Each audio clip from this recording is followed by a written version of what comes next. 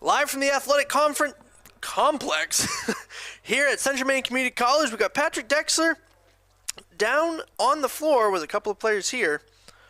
Patrick, here we go.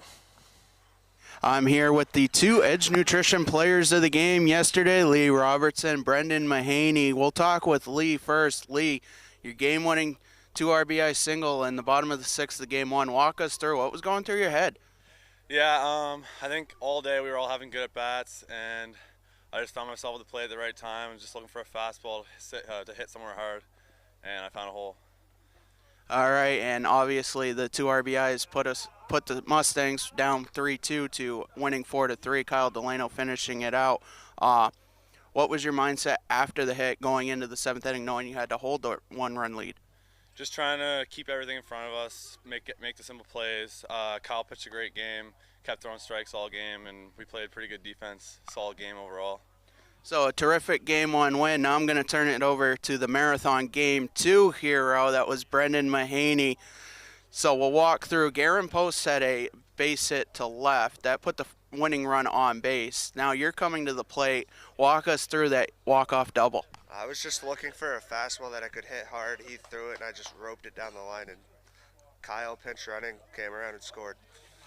All right, and obviously 9 innings. It was supposed to be a 7-inning game. You're into extra innings. Just what was going through your head in the innings leading up to it? We just had to try to keep them off the board the entire time and just keep everything in front of us. Yeah, including a terrific performance from Teddy McFarland. But now a new day. 2 games against the Great Bay Herons, a team you haven't seen yet. What's the mindset today? I think energy is a big thing today. I think we're all kind of tired from the long games yesterday, but I think if we keep good energy today, we'll be all right. All right, that's Teddy McFarland and Brendan Mahaney, our 2 Edge Nutrition players of the game yesterday. We'll have the Mustangs and the Herons here after this. Since 1964, the mission of Central Maine Community College has been to serve the surrounding communities with an enriched and inclusive learning environment. The college takes pride in transforming students into employees through lifelong learning opportunities that expand career aspirations and improve current workplace skills. While the most evident changes have been made to the physical layout of the college, the real magic happens within the learning. Engaging in classroom conversations, collaborating in immersive hands-on projects in labs, and sharing through teamwork in academics and extracurricular activities provides students with opportunities to think critically, solve real-world problems, and become lifelong learners. At CMCC, students are surrounded by peers all working towards the same goal, with expert faculty who seek out innovative ways to make classes more than just a lecture, and staff who make student success their priority. Students are empowered to forge their own path towards graduation and beyond. Please join us in celebrating the 60th anniversary of Central Maine Community College and be part of our continued journey of growth and innovation.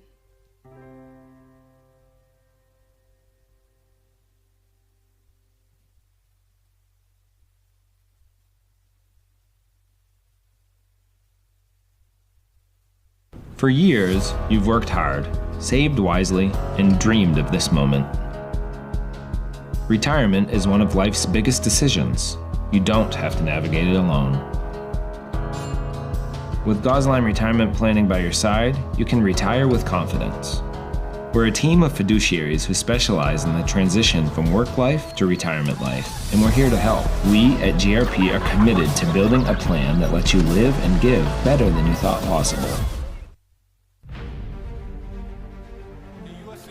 Provides our program exactly what they say, a chance for small colleges to compete. It's leveling the playing field for everybody.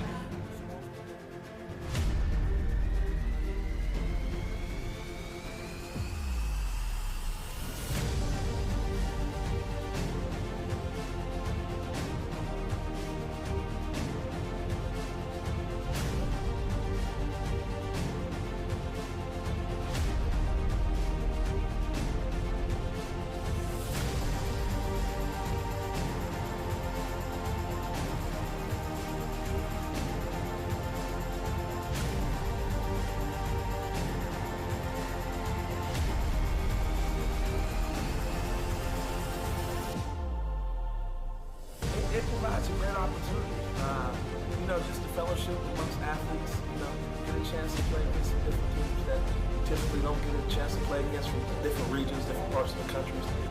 It kind of gives you an opportunity to kind of see where you're really at against everybody.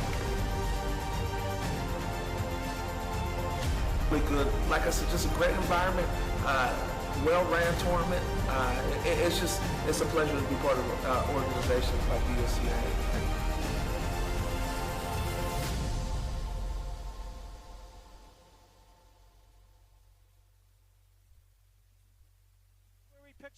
The Hutchinson Family Sports Foundation is proud to support Munson Media's production of live streaming high school sports.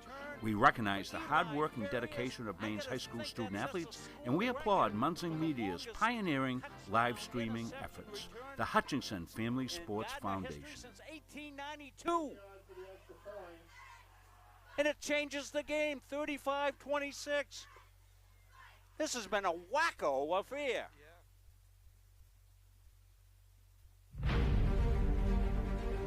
USCA provides our program exactly what they say, a chance for small colleges to compete. It's leveling the playing field for everybody.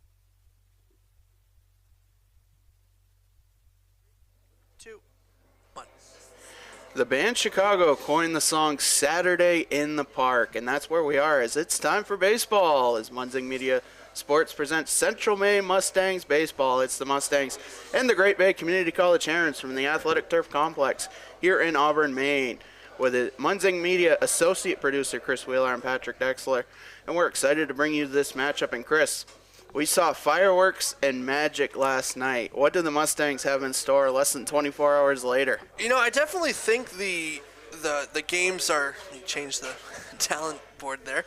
I definitely think the Mustangs are in for a long one today. As two very long games yesterday, one being a 7, one being a 9, and I honestly think the Mustangs could come away with this one pretty victorious with how their bats have been rolling. Their pitching's doing pretty well. Definitely should be a good one. They got a good win last night over York County, as you talked to Brendan Mahaney and Lee Robertson. Lee Robertson last night. Wow. It's an early morning, isn't it? It's an early morning donuts and coffee game. Kyle Delano. There we go. Delano. Yeah, we're going to get this one going. Definitely should be a good turnout here today, Pat. I definitely think it should get started. It might be a little slow start for this first game. Once the second game rolls around, it should be pretty simple off for the Mustangs. The temperature here in Auburn right now, 41 degrees. Supposed to go up to 44, but just a little bit of a breeze. And just Maine baseball in spring. We said it last night, Rob Munzing and I. You play when you can. As you see the Mustangs huddled up, ready to go. They take on the Herons. They haven't seen the Herons yet this year. And I think that could be a factor, at least early on. Taking the hill for the Mustangs here in Game 1 will be Logan Carpenter. Yeah, Logan Carpenter will get the start on the bump for Game 1. Comes into this game with 21 innings pitched so far through the fall and spring seasons. Only having two appearances with one start in the spring trip to Pennsylvania, going 0 for 2 with 4 innings pitched and a 7-4 loss against Penn State Alto. Then coming in relief in an 8-1 loss to Penn State Scranton. And, I'm really excited to see what Carpenter has to offer on the hill today. We'll have lineups, first pitch, and baseball coming up here. Good morning and welcome to the campus of Central Maine Community College for today's YSCC baseball doubleheader between the visiting Great Bay Community College Herons and your Central Maine Mustangs. We'll begin with the starting lineups for the visiting Herons. In center field, number 5, Daniel Ciriello. Batting second and playing second base, number 1, Miles Murray. Batting third and playing third base, number 24, AJ Politano. Batting fourth and playing first base, number 9, Manny Sanchez. Batting fifth and playing shortstop, number 12, Zach Bradford. Batting sixth and pitching today, number 17, Pavel Miller. Batting seventh and catching, number 7, Jefferson Raycraft. Batting eighth and playing right field, number 22, Skylar Johnson. And batting ninth and playing left field, number 18, Julian Severance. And now the starting lineup for your Central Maine Mustangs. Leading off and playing second base, a junior from Clinton, Massachusetts, number 1, Brandon Gore. Batting second and playing right field, a sophomore from Westbrook, Maine, number 4, Ryan Stone. Batting third and playing first base, from a junior from Westbrook, Maine, number 25, Garen Post. Batting fourth, the designated hitter, a first year from Old Town, Maine, number 26, Brendan Mahaney. Batting fifth and playing shortstop, a sophomore from Madrid, Maine, number 11, Hayden Durrell. Batting sixth and playing left field, a freshman from Richmond, Maine, number 31, Cody Cleveland. Batting seventh, the catcher, number 22, a first year from Clinton, Maine, Cameron Dostey. Playing center field. And batting eighth in the order, a first year from Vancouver, British Columbia, number 7, Leo Woods. Batting ninth and playing shortstop, the sophomore from Liverpool, Nova Scotia, number 8, Lee Robertson. And pitching today, a sophomore from Fairfield, Maine, number 27, Logan Carpenter. The Mustangs are coached by Ryan Palmer, assisted by Brett Turen and Terrence McCormick. We now ask that you please rise if able, and gentlemen, please remove your caps as we honor America with the playing of the Star-Spangled Banner.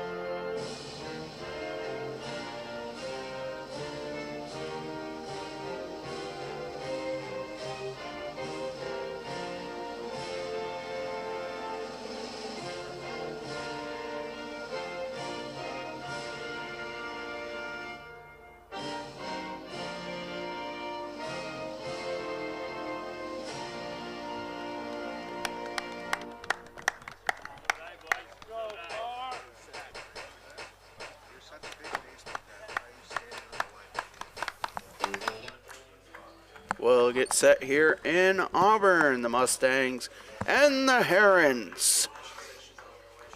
Setting the Mustang defense in the outfield, left to right, Cody Cleveland, Leo Woods, and Ryan Stone. Third to first in the infield, Hayden Durrell, Lee Robertson, Brandon Gore, and Garen Post. The battery mate for Logan Carpenter, Cam Dosty. Calling the balls and strikes for game one will be Keith Flagg. Kevin Joyce, the crew chief, on the base pass. They will switch for game two. We talked with Lee Robertson and Brendan Mahaney, the two Edge Nutrition players of the game yesterday. And definitely it takes a unique mindset, Chris, to go through a situation where you can get the winning run, whether it's in a walk-off scenario or, in Lee Robertson's case, the bottom of the sixth inning. Yeah, absolutely. I mean, watching the game from home, had it up on my big screen TV as I was getting back from a road trip, and it was definitely a fun little game to watch. I was able to tune into the second game. I wasn't able to watch the first game, but Mustangs pulled out the Mustang magic and the fireworks. No question. As we won't go too much into detail other than York County Community College Hawks head coach Zach Robinson was ejected from the second game last night. And he was ejected by home plate umpire Corey Woodson. Number 5, Daniel Ceriello. Just wanted to let all of our viewers know we only have the one camera today due to some inclement weather coming in later in the day. These games are free to you thanks to our great sponsors, as well as all of you that have hit the red button and donated at MunseyMediaSports.com. Still able to do that if you are willing. Logan Carpenter will take the mound as he is ready. Cam Dosty's ready. Daniel Ceriello's ready, and let's do it here in Auburn. The first pitch in there for a strike, and we are underway. First pitch, 11:08 a.m. As the 0-1 fouled back, and quickly Carpenter up 0-2.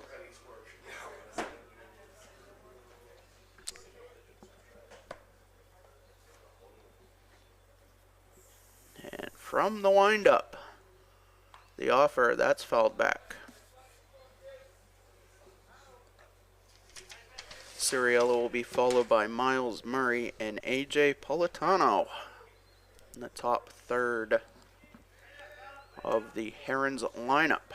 The 0-2 off speed, popped up, short left. Lee Robertson ranging over. He'll make the catch. One up, one down to start the inning.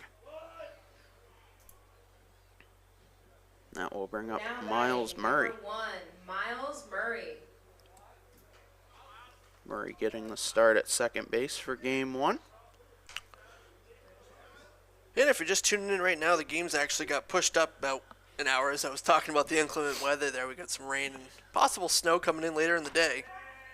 Pitch in there for a strike. It's looking about, right now here in Auburn, potentially about 5 o'clock. So luckily, I think, is the 0-1. That's fouled off. We may be able to get both games in today. I would think so. I mean, got a pretty turf field that's got some pretty cool drainage. A little bit of rain won't hurt it. The 0-2 popped up short right as Gore will range back. He'll make the catch. And there's 2 away. Now batting number 24, AJ Politano. As AJ Politano steps in from the right side. Carpenter 2 up, 2 down so far in the inning.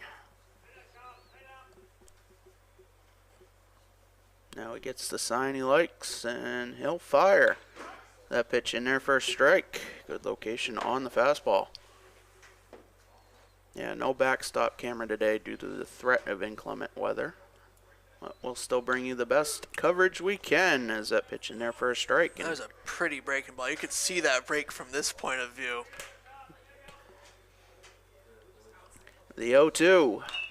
Popped up, short right, fair territory. Gore ranging over, and he'll make the catch. It's a 1-2-3 inning as the 2 middle infielders for the Mustangs combine for the 3 putouts. Gonna see it right here. It ranges over, loses the cap, gets himself under it, and makes the catch. So after a half inning, Mustangs coming to bat. We'll take a quick break here on Munzing Media. At Central Maine Community College, your future is our priority. I'm going to be a preschool teacher. An HVAC technician. Pediatric nurse. Whether your college journey is starting here, I'm going to be an architect. Physical therapist. I'm going to be a lawyer. or we're a stop along the way. I'm going to be a doctor. A machinist. Honestly, not 100% sure yet. With over 40 programs, I'm going to be a graphic designer. An athletic trainer. There is something for everyone. CMCC. Your future starts here. Do you know that your current annuity might not be the best fit anymore? In today's markets, there are new options that could offer greater flexibility, higher growth potential, and even enhanced benefits that can be specifically tailored to your needs. Upgrading your annuity doesn't just mean better rates. It's an opportunity to explore these new innovative options designed to help you get more out of your investment. Don't settle for outdated terms.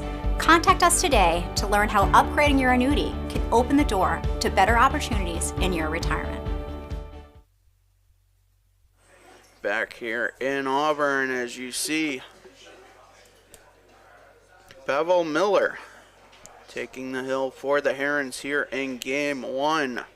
He'll face Brandon Gore, Ryan Stone, and Garen Post due up in the inning. Mustangs coming off a doubleheader sweep last night, 4-3 in 7 innings, and a walk-off in 9 innings, a scheduled 7-inning game, but a walk-off in extras, 5-4, both games over the York County Community College Hawks.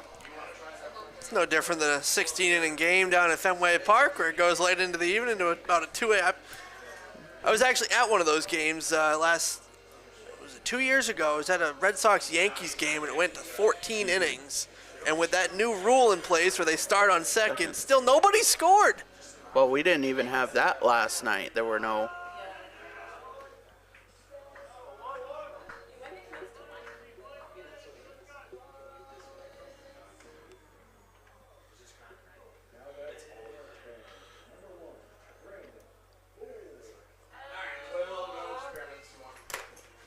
Brandon Gore will step in here to lead off the bottom of the first, and to go off what you were saying, Chris. Yeah, you catch the last train out of Boston at about 2 a.m., maybe even later. Luckily, I was staying the night for that game. It was a Red Sox-Yankees game, so I couldn't miss it. I couldn't, and then the Red Sox turned out to lose, but didn't get to hear the David Ortiz, the Yankees lose. First pitch misses upstairs. The count 1-0. As Miller working from the stretch. The pitch outside, 2-0. Trying to figure out why Great Bay has 4 runs on the scoreboard. Let's try that. Nope. And the 2-0 is in there for a strike. Count 2-1. There we go. It is in fact 0-0, not 4-0 Great Bay.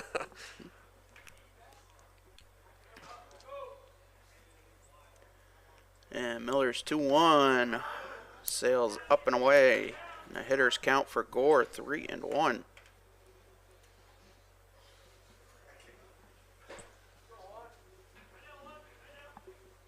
And the offer foul tipped into the mitt of Raycraft. And a 3-2 count.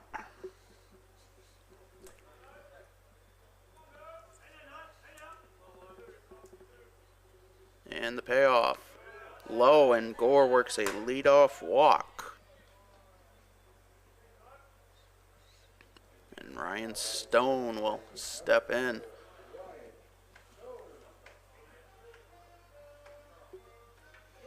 One on, nobody out. Bottom of the first, early stages of our doubleheader here today.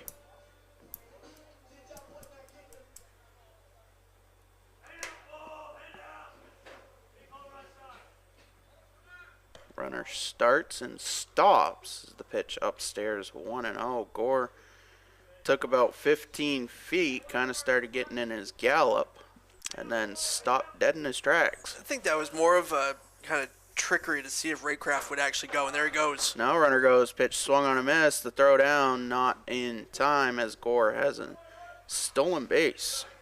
Works himself into scoring position. The count 1-1.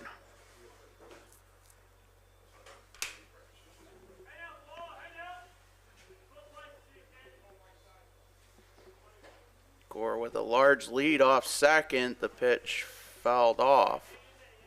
And the count 1-2.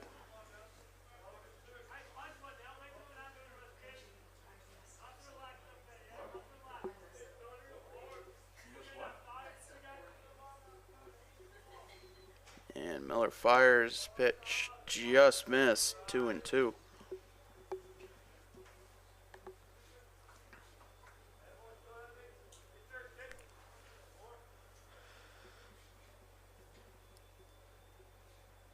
And the pitch low, 3-2 as Gore started to take off, then stopped again. If I were Gore, I would get a good-sized lead. Pavel Miller's not even giving him a look. The payoff to Stone, that's grounded foul down the third base line. So we'll do it again.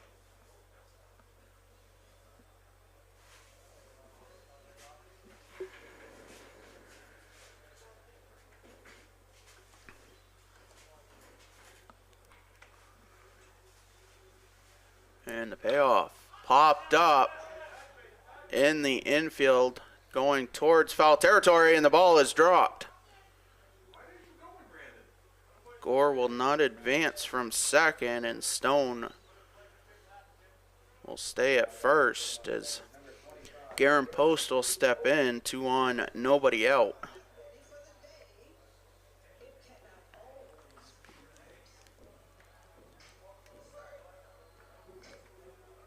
Post standing in from the left side. Gore the runner at second.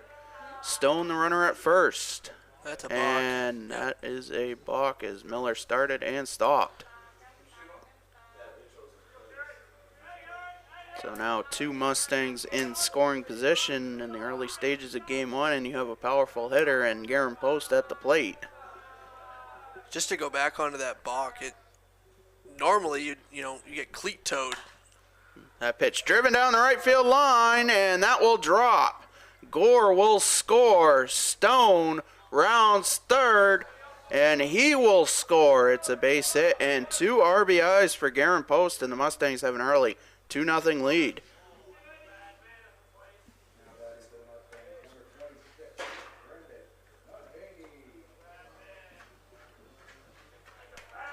As Brendan Mahaney will step in, the hero of Game 2 last night at a walk-off double.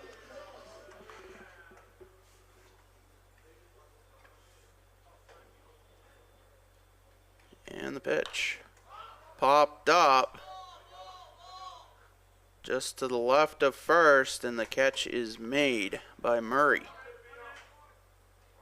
As there's one away, post will remain at first. Murray's got to get a tighter hat.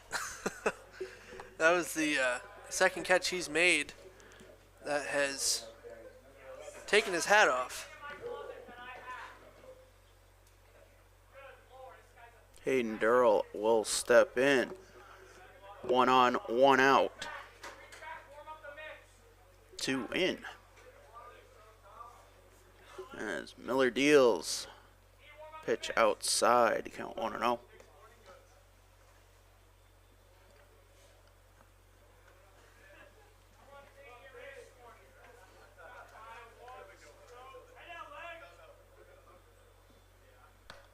And the delivery misses upstairs. 2-0 to Durrell.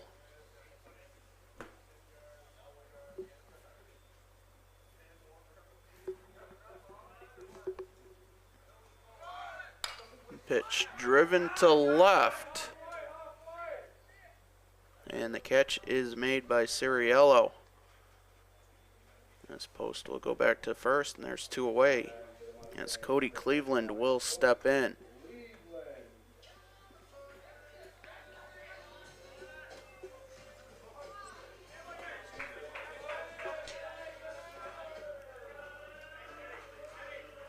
Cleveland stepping in from the right side, a two-sport athlete for the Mustangs. Was a soccer goalkeeper for the national championship team in the fall.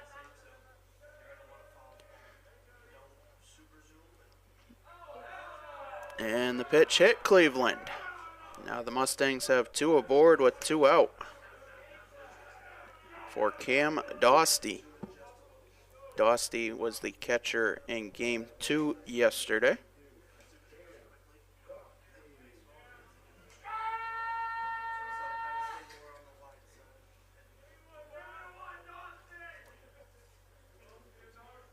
And the pitch grounded to third. And everybody will be safe, as even Garen Post worked around the third baseman Politano as he was trying to make the play.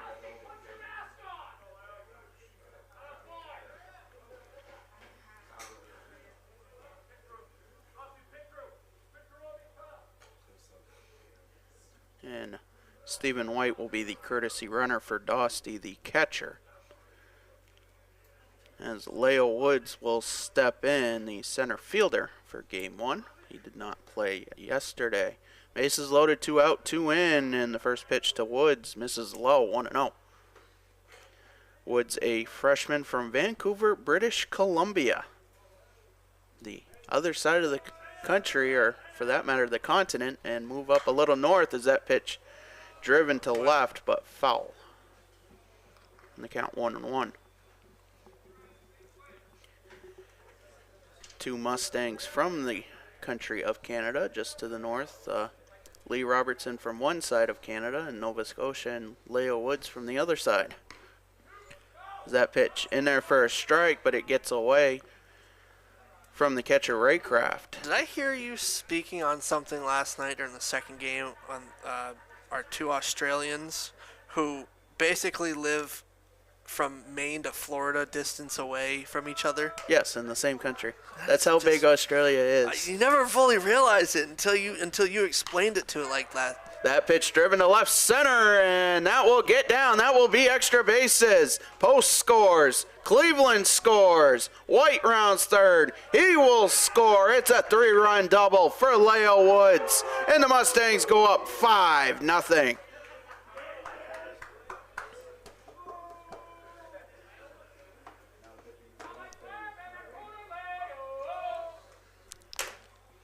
As Lee Robertson will step in, as every Mustang is in the lineup has gotten to the plate this inning.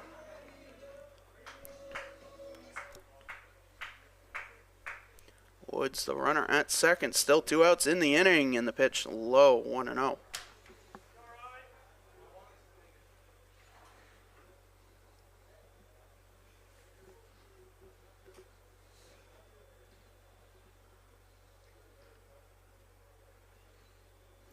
offer from Miller hits the low corner, 1-1.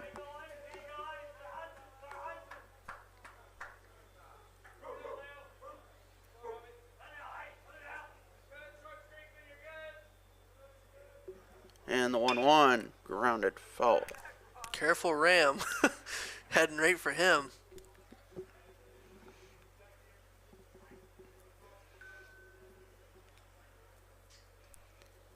So a 1-2 count. 2 outs, 1 on. And the pitch to Robertson. Low and away, 2-2.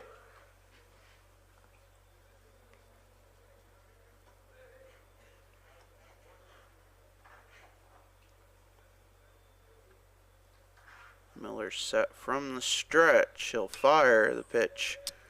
Grounded foul down the first baseline. And we'll do it again. Mustangs with 3 runs with 2 outs in the inning. A 3-run double by Leo Woods as he's standing at second. A chance for the Mustangs to add on to their already rather large lead here early on. The 2-2 lined up the middle. That'll be a base hit. Woods rounds third. He will score. It's a base hit and RBI for Lee Robertson, and the Mustangs bat around and have a 6-0 lead.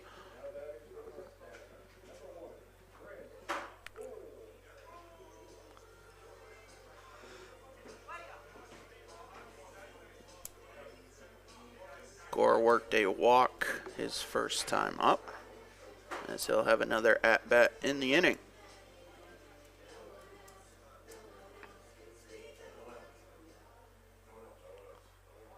Yeah, and I definitely think, in general, any games you have in early April, the first week of April, pitchers are going to have an issue because it's still cold. You can get your arm as warm as you possibly want. All it takes is those small little pieces in between pitches, and your arm's going to get cold over time. Speaking from experience, that is, playing early spring ball, and you could pitch 6 innings and still be cold by the 6th inning. Absolutely. 2 outs, 1 on. The pitch to Gore in there for a strike. Robertson, the runner at first, a half dozen already. A touchdown for the Mustangs early on as the 0-1 misses low.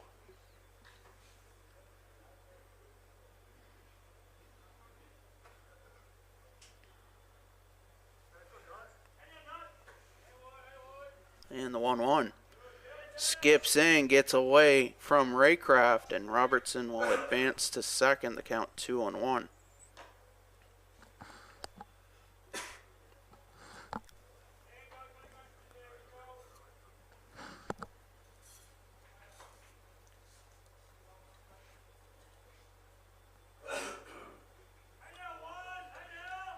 Miller set at the belt.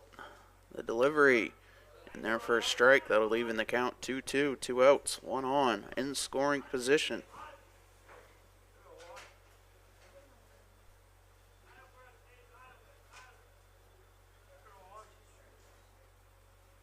And the pitch. Grounded foul down the third baseline, and we'll do it again.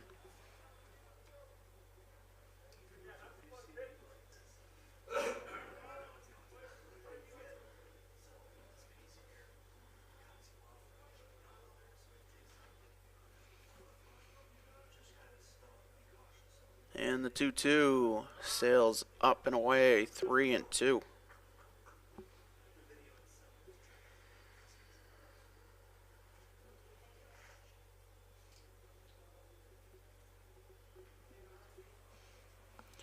And the payoff misses, and Gore will work his second walk of the inning.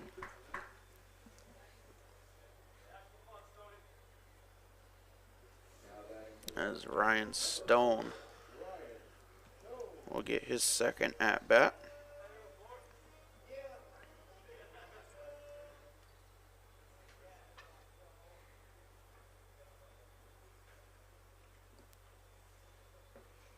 And the pitch upstairs, count 1-0.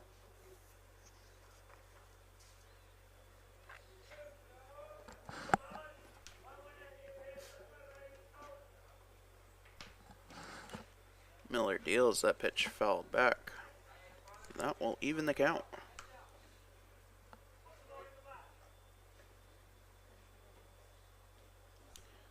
We'll have the first Munzing Media trivia question later on in Game 1. And Chris, you've had a preview of the 2 questions today. They're pretty good. I'm not going to lie. They're pretty good. The 1-1 fouled back. The count 1-2. I know this. I knew the second one, but the first one you had me stumped when I first saw it.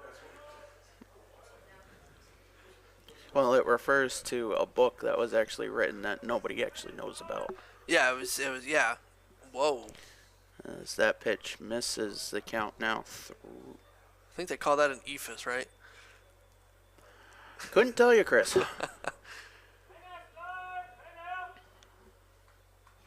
Yeah, I know the movie. I'm not entirely. I don't think I ever read the book, but being a baseball kid, you think I would have, but no. Now the count 3-2 to Stone. 2 on, 2 out, 6 in. Here in the bottom of the first. The payoff. Skips in, and Stone works a walk to load the bases.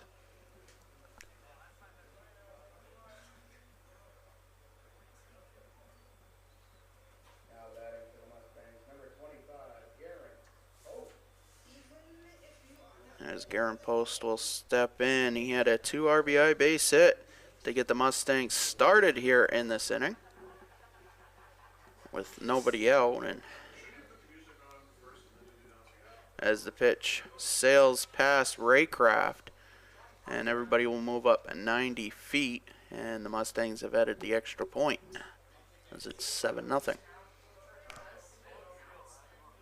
Will say this, if I was Pavel Miller, I would be going, at the batter. I wouldn't throw anything too special, just throw a couple of fastballs, try to get out at the end of this inning.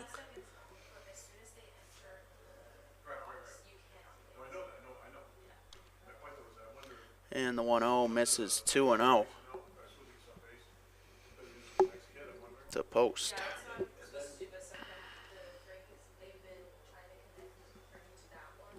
And the offer gets away from Raycraft, and Gore will score. As Stone moves to third, and the count 3-0.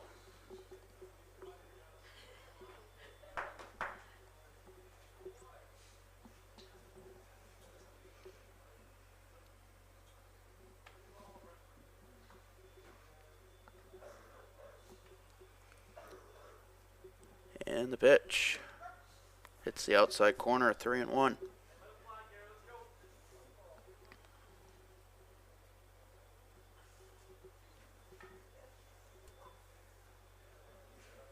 And the pitch hits the outside corner, back-to-back pitches, and they count 3-2. 3-2, 2 outs. Stone 90 feet away at third. And the pitch called, strike 3. And that will do it. Mustangs get a crooked number, and they take an 8-0 lead into the second inning. We'll step aside here on Munzing Media. Jeff Harder here, partner of CBU Advantage. Listen, Medicare can be overwhelming, but it doesn't have to be. Whether you're new to Medicare or exploring your options during open enrollment, our team at CBU Advantage is here to help make it simple. We'll help you compare plans, understand your benefits, and find the coverage that fits your needs and your budget. Don't let the confusion or stress hold you back. We're going to simplify the entire process for you. We're just a phone call away. Call us today or click the link below to book an appointment with a licensed agent to discuss your options. Talk to you all soon. At Central Maine Community College, we are building things that last. We're investing in technology, new facilities, and offering more degree programs than ever before. You can get the traditional college experience at a fraction of the cost, and for some, it's even free. Wait, did she just say free? That's right, free tuition for Maine high school grads from 2022 to 2025. Set your goals and find your path at CMCC. Let's build a future together. Is your annuity keeping up with your goals? The financial landscape is constantly evolving, and new annuity options are designed to offer more benefits, better flexibility, and improved growth potential. Upgrading your annuity can help you take advantage of these opportunities and make your money work harder for you. Whether you're looking for higher income, newer, better terms, or added features, now is the time to explore what's possible. Call today to discover how we can help you unlock the full potential of your investment. Manny Sanchez. After one inning, Mustangs up 8-0. Manny Sanchez leads it off for the Herons here in the second. Patrick Dexler, Chris Wheeler with you. Ashley Prashon running our camera. As the first pitch of the second inning misses 1-0. Get the scoreboard up, up and updated. It was kind of frozen on the screen with no information. That pitch fouled back, count 1-1. A quick 1-2-3 inning in the top of the first for Logan Carpenter. He had to sit a while in the bottom of the first as the Mustangs put up 8. And the 1-1 swung on a miss. A good off-speed pitch that went from the top of the zone to the bottom. Yeah, I think Logan probably had a nice warm jacket on while he was downstairs. 1-2 is driven down the right field line, but foul.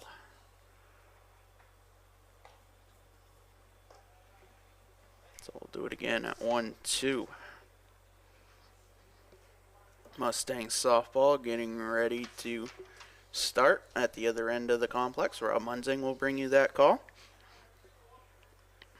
Playing Roxbury Community College? Yes. Yep. The 1-2. Called strike 3. All gas, no brakes for Logan Carpenter as he brings the heat on that last pitch. Carpenter's first strikeout of the game, as today I have Game Changer up and running here in the booth. So we were able to follow. We'll be able to give you pitch counts today. So nobody on, 1 out. The pitch grounded up the middle. Robertson went that over to first, and 2 up, 2 down here in the inning. As Logan Carpenter up to just 16 pitches and 15 of those for strikes.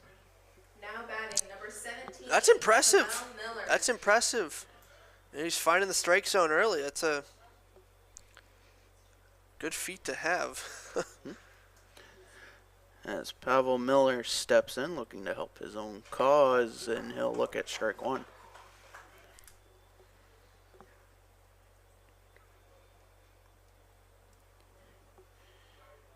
And the 0-1 grounded to short. Robertson with it over to first. And it's another 1-2-3 inning for Logan Carpenter and the Mustangs as they'll go to bat. Up 8-0. We'll step aside here for a quick break, and we'll bring you the bottom of the second after this.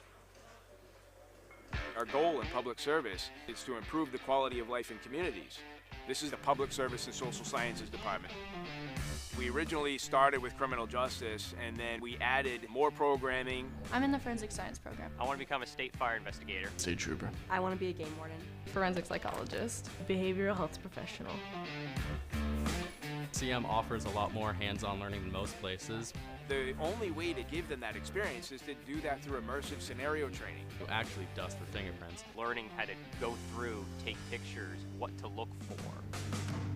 We are the only college in the state of Maine that offers a third-year advanced certificate in police operations. It is a great way of excelling your career and jump-starting you onto that path. The Public Service Simulation Center allows us to fully implement an immersive training environment. Can I see your other hand? You just don't want to get boxed in. We teach de-escalation and empathetic communication to better address community needs. The instructors are awesome. They really care about our education. We have people that teach who have been members or are actively members of these industries. This is a one-of-a-kind program. It's prepared me to have a step up in my professional career. Here at the school, they're really invested in our education. It's a nice environment. The environment is just awesome. Great campus, small, close-knit community. Everyone's really welcoming. Everything.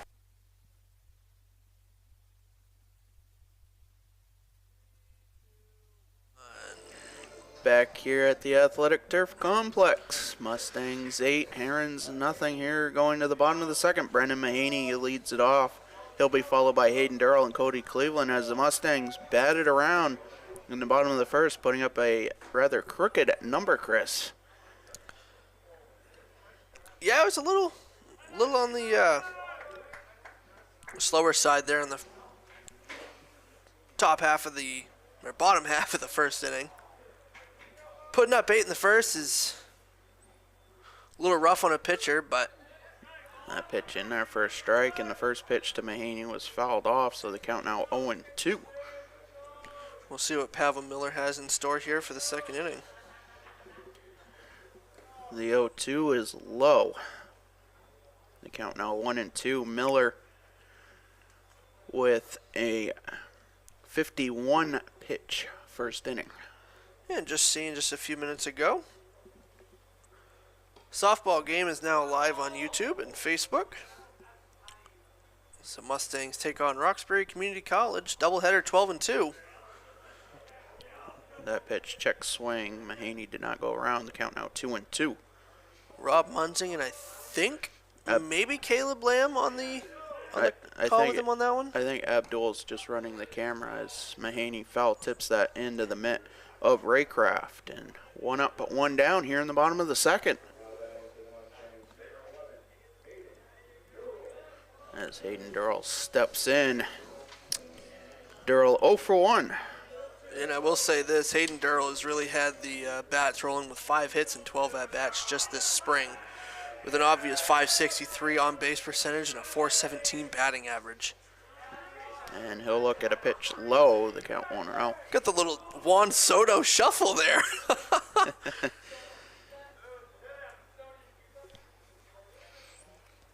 And Miller's 1-0 is driven to center. Suriello will camp under and make the catch, and 2 up, 2 down to start the second.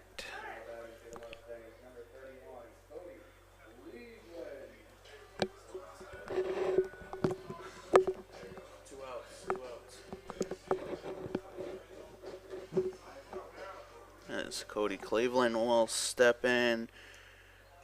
Cleveland was hit by a pitch his first time up, and he'll look at a pitch low and away. Count 1-0. 2 outs, base is empty. Cleveland came around to score as well as that pitch driven to left, and it will drop. And Cleveland will head for second and have a 2-out unofficial double. We'll wait for the ruling. Yeah, I wouldn't consider that to be an error.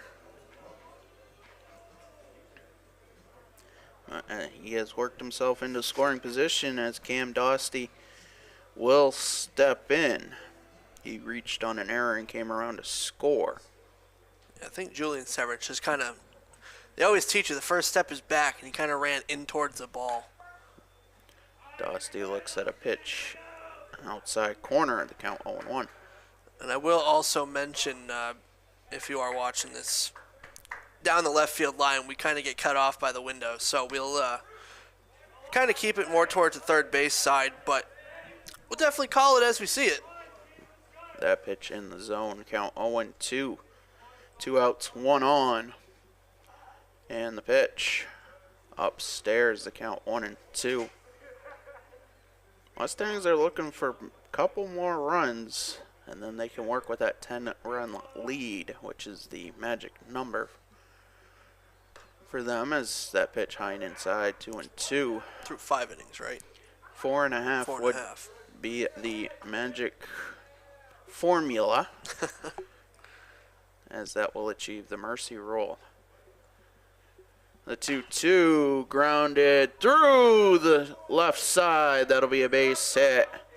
Cleveland scores. It's a base hit and RBI for Cam Dostie, and it's 9-0.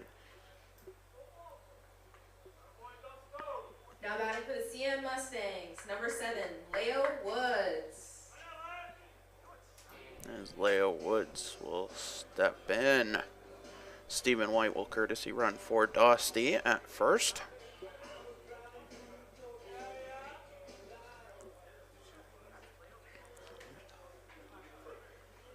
And Miller set at the belt.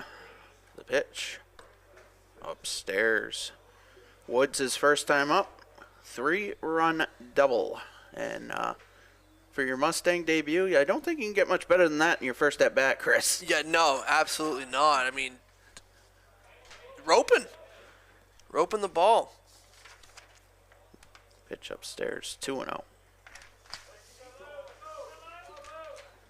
And quickly the 2-0 hits the top of the zone, 2-1. This probably be a smart aleck and say he's batting 1,000. Well, you're not wrong.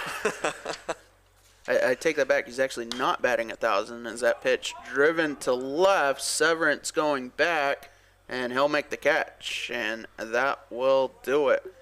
Mustangs get one, and they take a 9-0 lead to the third. We'll step aside, let you find out about one of our fine sponsors here on Munzing Media, and we'll bring you the third inning after this.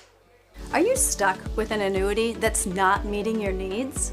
Maybe the returns are lower than you expected, or the terms no longer fit your financial goals. Upgrading your annuity could be the solution you've been looking for.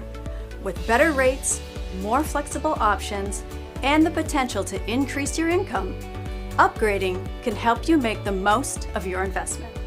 We are here to guide you through the process, making it easy and ensuring your financial future is based on your specific goals.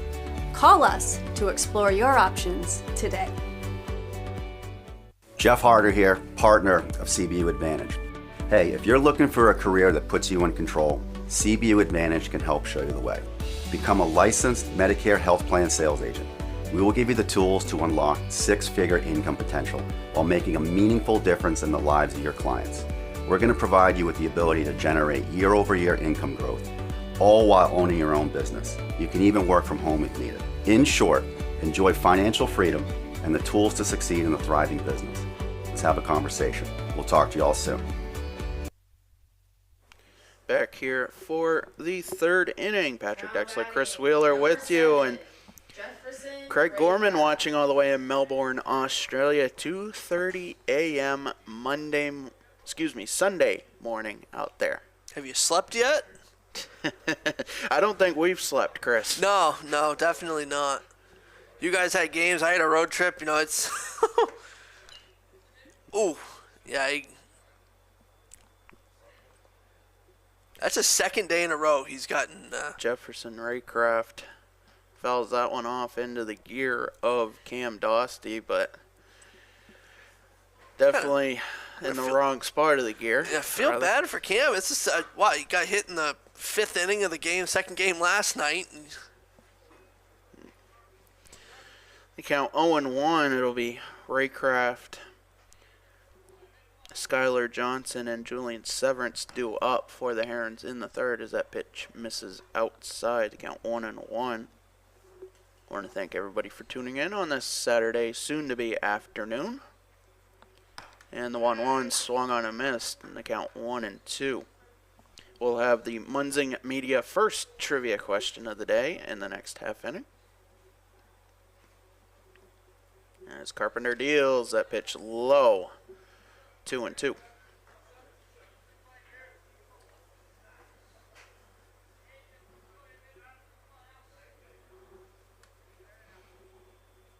And the offer misses low, 3-2.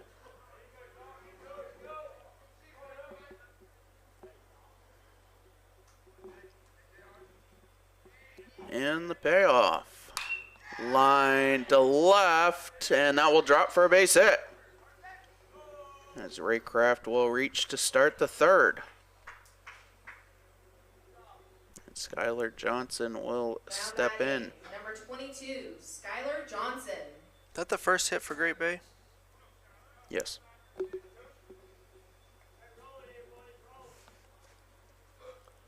No outs, 1 on. And the pitch high and inside. Count 1-0.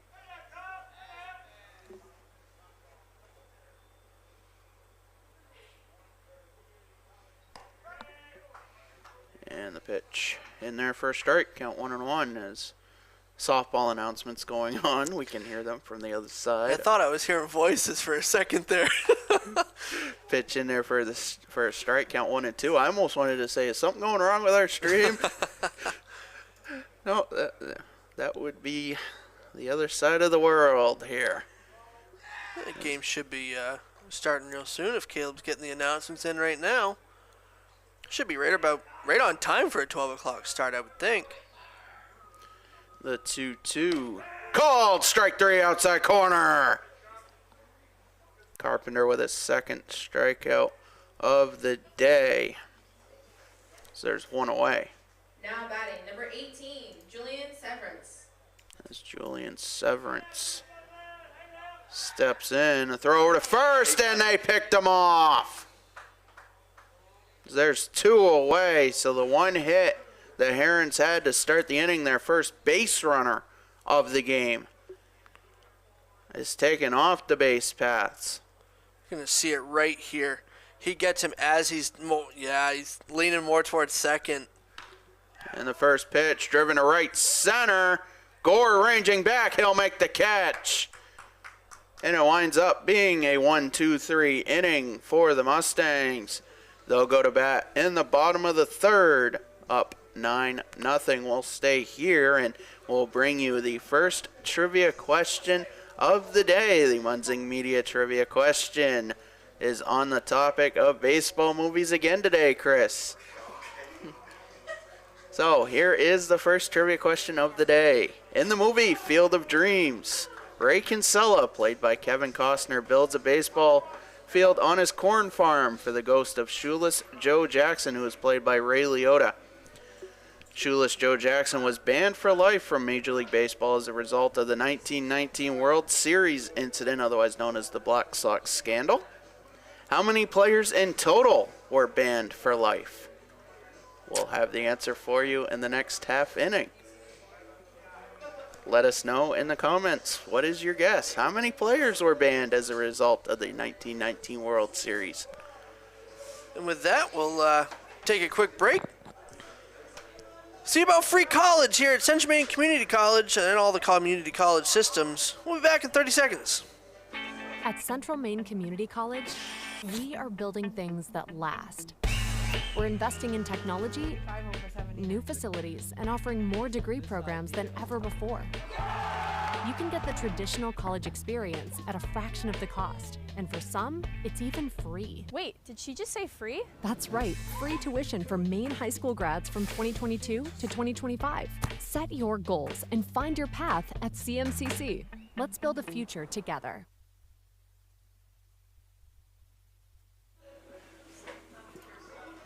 As we're back here for the bottom of the third, Mustangs up 9-0. They'll look to get at least another run here in the half inning. Lee Robertson leads it off. He'll be followed by Brandon Gore and Ryan Stone due up in the inning.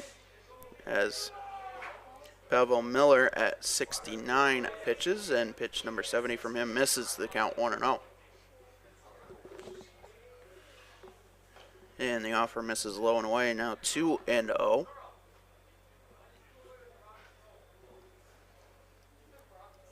Robertson 1 for 1 on the day so far. As that pitch in there for a strike.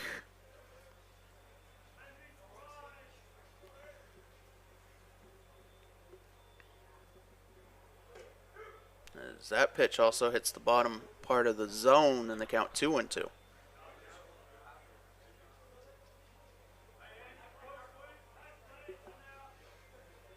Miller from the stretch. Fires that pitch outside. That'll fill the count.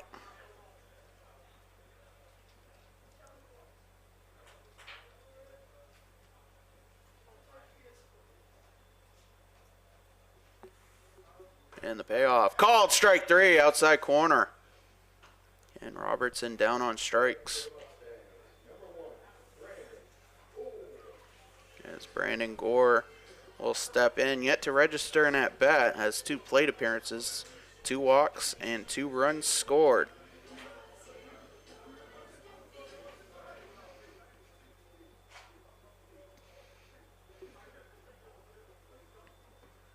And the first pitch fouled off, the count 0-1.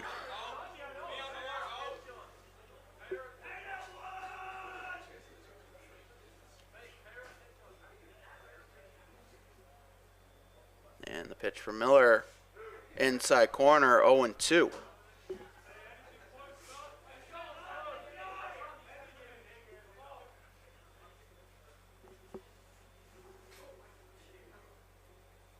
And the offer off speed hangs in the count 1-2.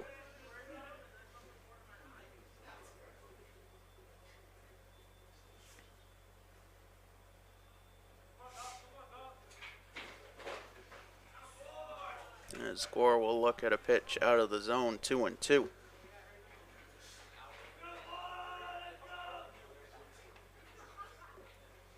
And quickly Miller deals that pitch, grounded down the third base line, stabbed by Politano, the throw to first in time. 1 up, but 1 down. Excuse me, 2 up, 2 down to start the inning. As Ryan Stone will step in. 0 for 1 with a walk and a run scored here in game 1. Base is empty, 2 away. Here in the bottom of the third. And the pitch grounded through the left side. That'll be a base hit as Stone reaches with 2 outs.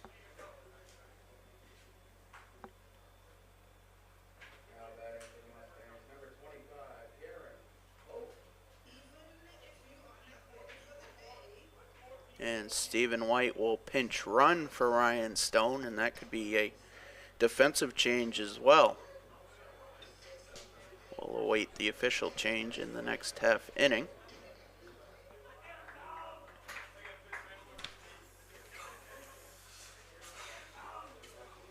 One on, 2 out. And the pitch to post. Grounded down the first base line, but foul.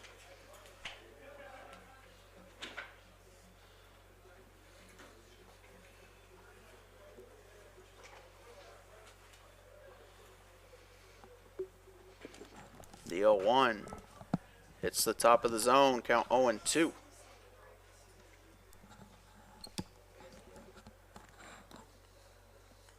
As Miller now set at the belt.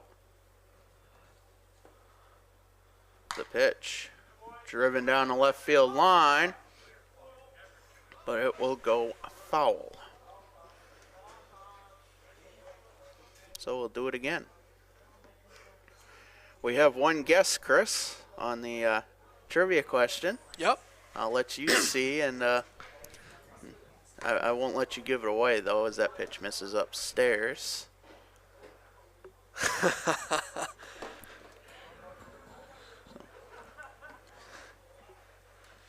We will have the answer in the next half innings. That's grounded to the right side. Murray with it over to first, and that will do it. Mustangs strand a runner, and we'll head to the 4th inning with the Mustangs up 9-0, and we'll stay here as we have the answer to the first trivia question of the day. I'll reread the question and then give the answer. In the movie Field of Dreams, Ray Kinsella, played by Kevin Costner, builds a baseball field right on his corn farm for the ghost of shoeless Joe Jackson, played by Ray Liotta, who was banned for life from Major League Baseball as a result of the 1919 World Series incident, commonly referred to as the Black Sox scandal. How many players in total were banned for life? I'm gonna check. You're gonna check? No. Did you check Facebook at all? I did not check. I have YouTube up. I do not know if we're out to Facebook. We had issues yesterday, but we'll see if there are any other guesses. I have a guess. Rob Rodriguez has a guess, and I would say that Rob Rodriguez, you are correct. The answer is 8, and it is commonly referred to as 8 because of the book called 8 Men Out, which refers to the 1919 Black Sox scandal. And shoeless Joe Jackson, had he played his entire Major League career, would have the 2nd highest career batting average in history. Just behind who? Ty Cobb. I was testing your trivia on that one, Patrick. I knew that answer. You cannot get me on that one. Tyrus Cobb has the highest at 367 for his career. 367. That is almost 4 times out of 10 getting a hit. Not just getting on base, getting a hit. Yeah. As the first pitch of the 4th inning from Logan Carpenter is inside to Daniel Ciriello, the count 1-0. I will make a note here, Patrick. We are very graciously lucky that there are windows up here, because it's windy and it's cold. Driven to What left. Catch. And the catch is made by Cody Cleveland. Cue the highlight film. Cody Taking a look at it right here. Number 1, Miles Murray. Cleveland had 2 terrific plays Just yesterday. get the tail end of it, and wow, what a catch by Cleveland. He had a terrific spinorama from short last night in Game 2, and he just followed it up with a catch in the outfield. As a pitch from Carpenter misses low, 1-0. These Mustangs are really not showing that much fatigue from the 2 games they had last night. 16 innings of baseball. As that pitch driven up the middle, that'll be a 1-out single for Miles Murray, as he is the second base runner to reach here in the 4th inning. Now batting, number 24, A.J. Politano. As A.J. Politano steps in.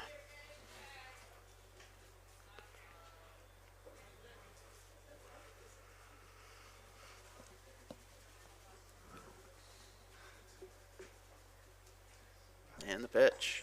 And their first strike. But as I was saying before that Cleveland catch, it's windy out there, and it's like blowing very cold. Well, I wouldn't say it's as windy as last night, but it's just cold enough, especially with the change in temperature. And as that pitch fouled back, you can just tell there's moisture in the air and that, there's some weather coming. Giving a little bit of sniffles, and I really wish I wasn't sniffling in April, but here we are. Oh. I'd rather see some rain than some warm rain than cold rain. The 0-2 from Carpenter, that's fouled back. And we'll do it again. A.J. Politano staying alive here. That's a second breaking ball that Carpenter's thrown, and he's fouled it off both times. Carpenter set. The 0-2, runner goes, pitch swung on and missed.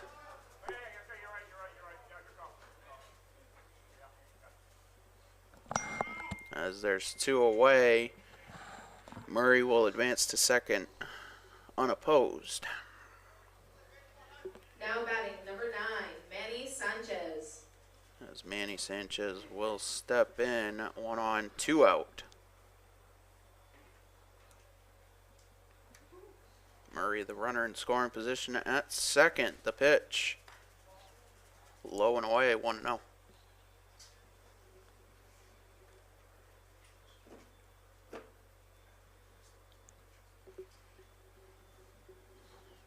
And the offer, that misses low. I would say, Chris, by your judgment of the outside temperature, you wouldn't know that it's 45 outside. No, it's definitely the wind chill is definitely a factor in the weather today. That pitch swung on a miss. Count 2-1. 2-1.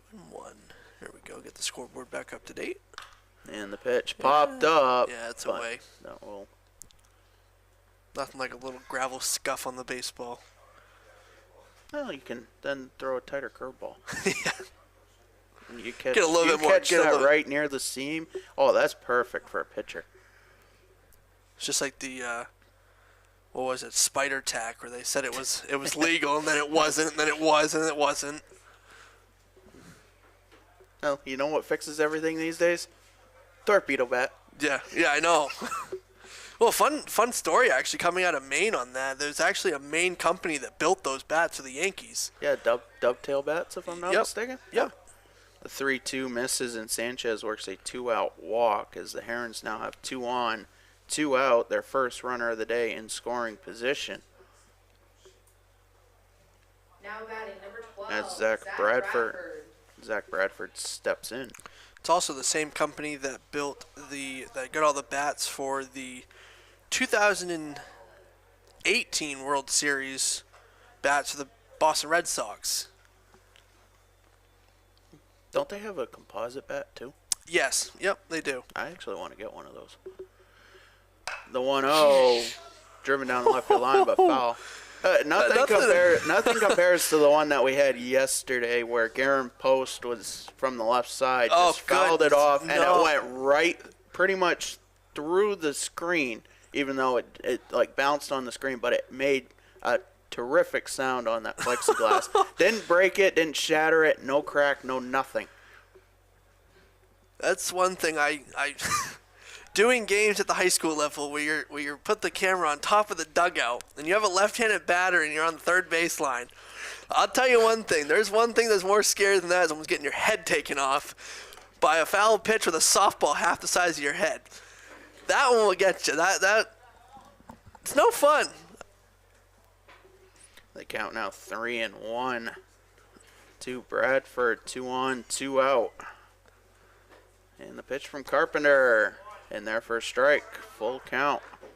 Runners will be off on the pitch.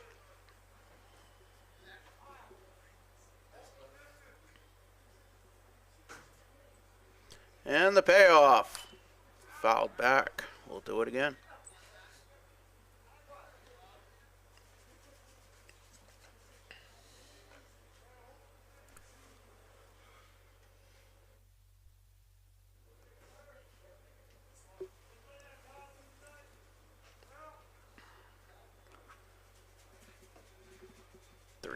Two outs, 2 on. The pitch is low, and that will load the bases. As Carpenter now north of 50 pitches. Now batting, number 17, Pavel Miller. As Miller will step in. Big situation here in the top of the fourth. Bases loaded, 2 out. It's the best possible outcome for Great Bay here. Pitch swung on and missed.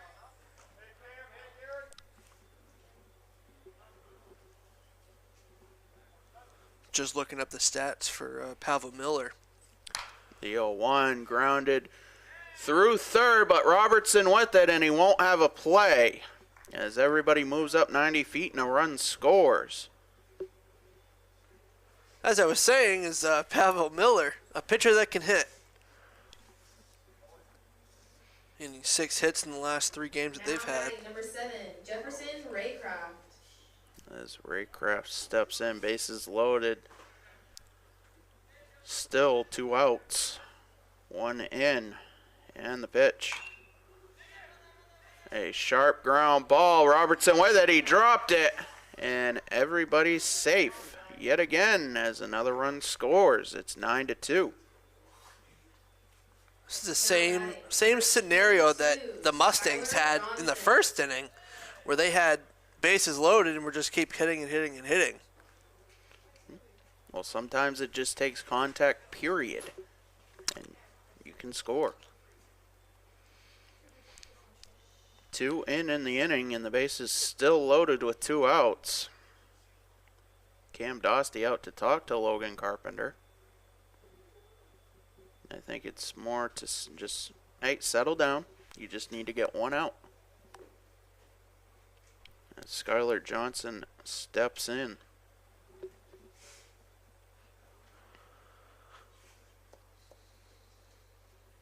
Johnson 0 for 1.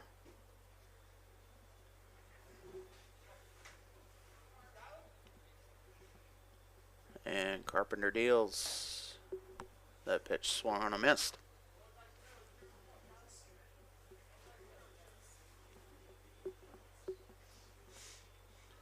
The 0-1 misses inside, 1-1.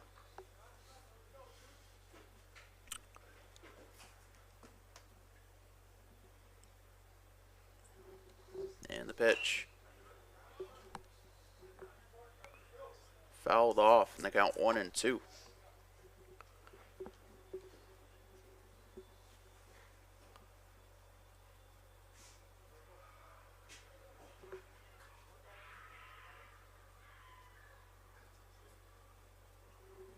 And the offer. Foul back. We'll do it again.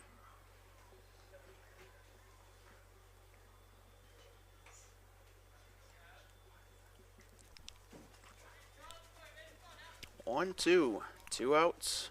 Bases loaded. 2 runs in so far for the Herons this inning. The pitch. Swing and a miss as Logan Carpenter gets a big strikeout and gets out of the inning. We head to the bottom of the 4th. Mustangs up 9-2.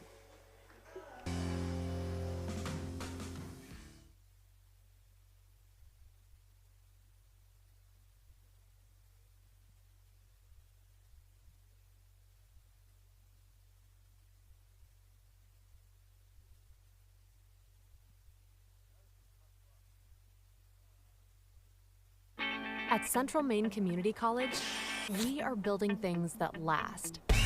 We're investing in technology, new facilities, and offering more degree programs than ever before. You can get the traditional college experience at a fraction of the cost, and for some, it's even free. Wait, did she just say free? That's right, free tuition for Maine high school grads from 2022 to 2025. Set your goals and find your path at CMCC. Let's build a future together. Feels very personal. You feel like you belong here. The environment is just awesome. Great campus, small, close-knit community. Everyone's really welcoming. Everything feels very personal. You feel like you belong here. Having free college, it's awesome. I'm not going to have this weight of debt hanging over my shoulder. It's so nice to be able to not have to worry about that burden. So yeah, set you up for success.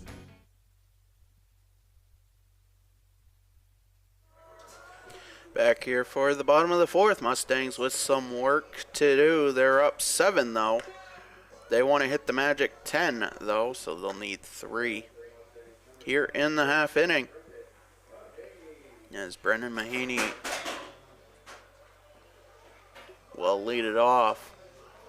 He'll be followed by Hayden Durrell and Cody Cleveland. And the first pitch hits the bottom of the zone, count 0-1. A quick off-topic note, with Alex Ovechkin scoring 2 goals last night and tying Wayne Gretzky for the all-time record as that pitch is fouled off. The tickets for the next Capitals game, which is in Long Island against the Islanders, the ticket prices have gone up over 500%. Oh my. I don't do great in math, but that's a lot. To say the least, as he has a chance to break the record in Long Island. Yeah, and I'm sure Gretzky will be in the building. Maybe not in his office, but he'll definitely be in the building.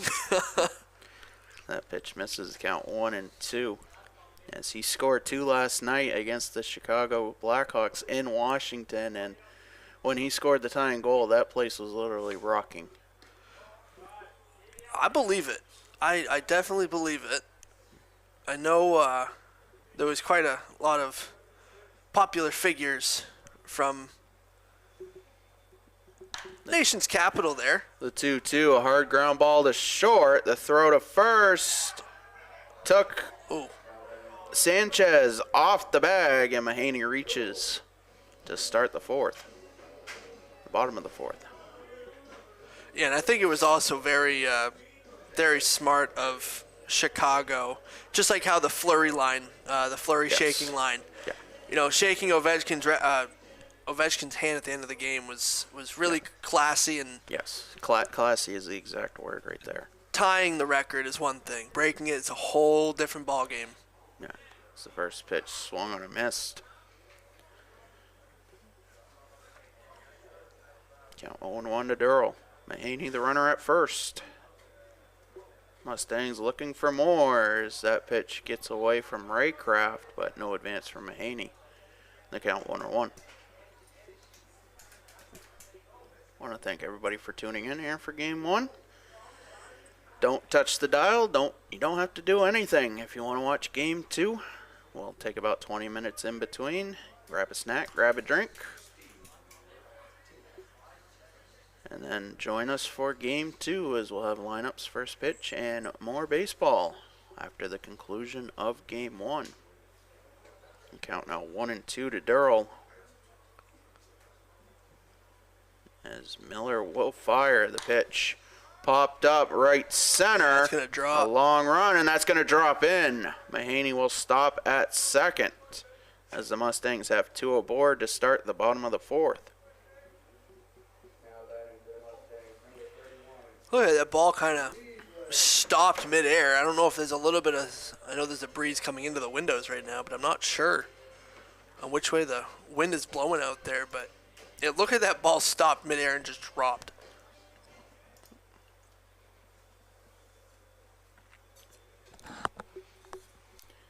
And the pitch to Cleveland, outside corner, 0-1.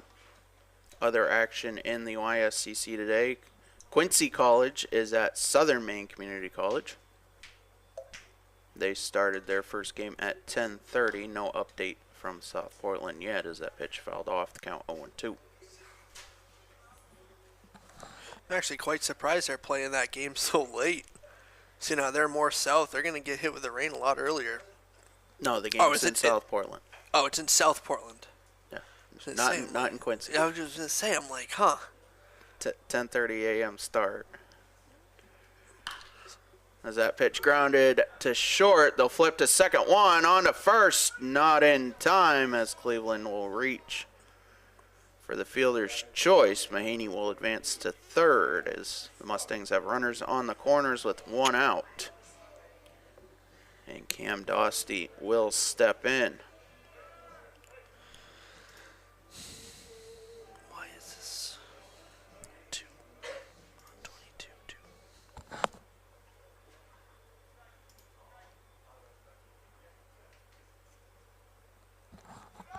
Runner goes, pitch upstairs, the throw down, not in time. Mahaney will then advance from third and score.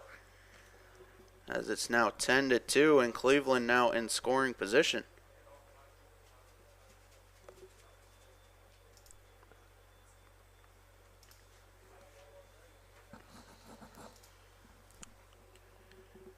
And the pitch. Grounded to third, Politano with it. He'll throw to first. In time, there's 2 away. No advance from Cleveland at second. An update from South Portland. The Seawolves taking game 1 over the Granite 13-0 in 5 innings. Game 2 getting underway.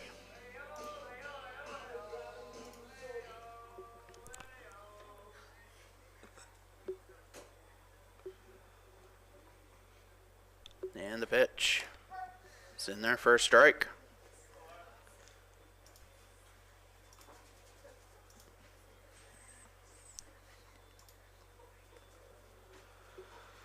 The 0-1 sails up, evens the count.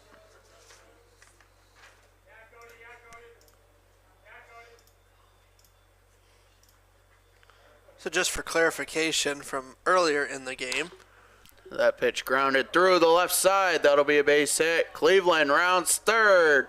The throw will be cut off. It's a base hit and RBI for Leo Woods. And the Mustangs are up 11-2. if my math is correct, now with that hit, Leo Woods is batting .750 at home. Yes. Had a little bit of a miscommunication on information earlier in the game. Yes, he did have 3 at-bats on the spring trip in Pennsylvania. And actually, I would agree with you, but he's 2 for 3, so that'd be .667. Oh. Runner goes, pitch misses, the count 1-0, and the 12th run, or the 10th run for differential, is in scoring position at second for the Mustangs. Wow, you're going full statistic on me, aren't you? The pitch to Robertson misses 2-0. Many would say I have Gardner math. That can't be as bad as Lisbon math. You'd be surprised. Pitch in there for a strike, and the count 2-1. 750 made sense, but 667. Well, you were giving him one more hit and one more at bat. The 2-1 swung on and missed. Good off speed from Miller. The count 2-2. Major League action not starting till 4 o'clock. Cardinals are in Boston, a 4:10 start, and New York and Pittsburgh. That game might actually get rain delayed. I'm almost positive of it. Because this storm is running up the coast right now. It's heading for us tonight into tomorrow. I'm no meteorologist, but I'm getting sick of the rain. Pitch misses now 3-2, 2 outs. Woods the runner at second. The payoff sails away from Raycraft, and Woods will advance to third as Robertson works a 2-out walk. And that will turn the lineup over to Brandon Gore with the, if you want to call it, the winning run 90 feet away. But the Mustangs still have to complete the top of the 5th inning.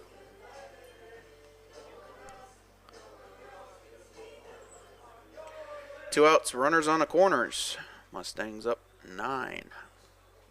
As Gore steps in, he is 0 for 1 with 2 walks and 2 runs scored. We'll see if Raycraft has anything up his sleeve on this one. He's throwing it. Pitch upstairs, and Robertson takes second. Count 1-0. Woods did not advance from third.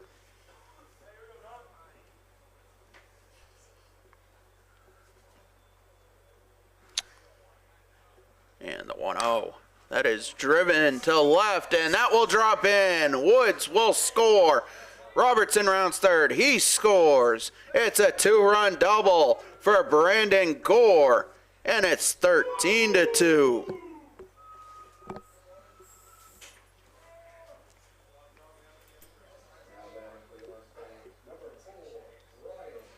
And Herons head coach Jeff Pluta out to the mound.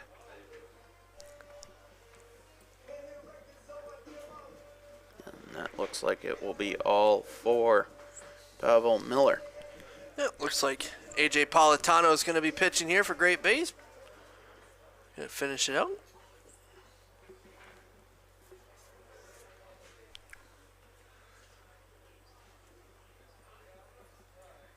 The Herons with just one bench player today. They will more than likely make some positional changes.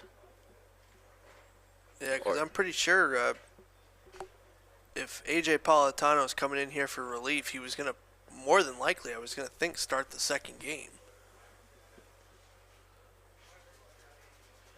But, I mean, on their roster, on their website, I mean, they've got 5 pitchers that are listed as pitchers rather than just infield players. We'll see, possibly, maybe Greg Hurlbert in the second game, probably starting the second game.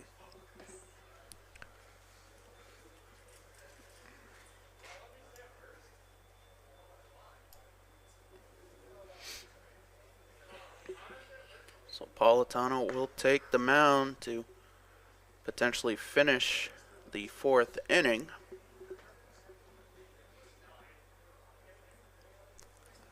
Taking a look at him right here. He's got a lot of whip in his throw here.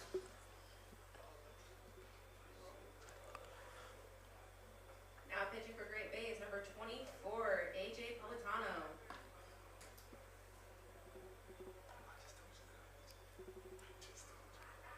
Miles Murray will move to third.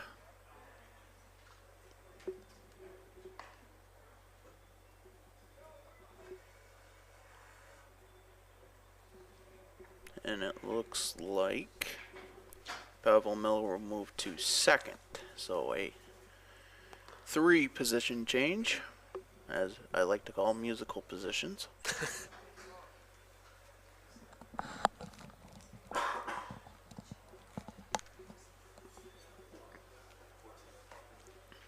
And Stephen White is due up.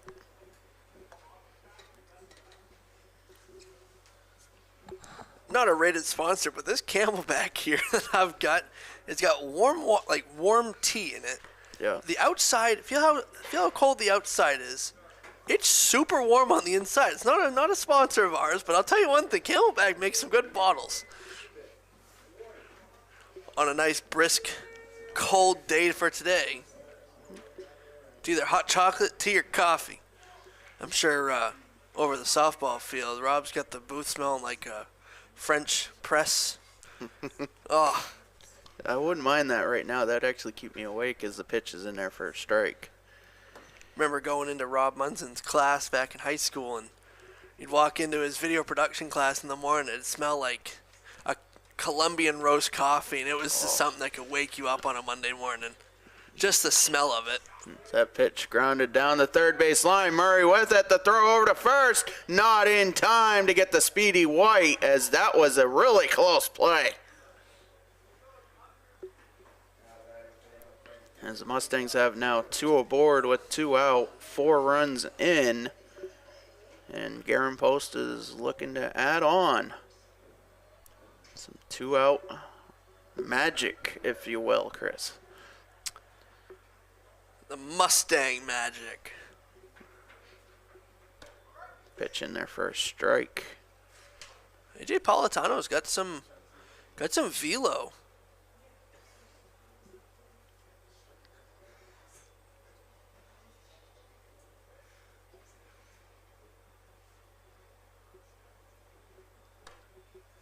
Pitch upstairs.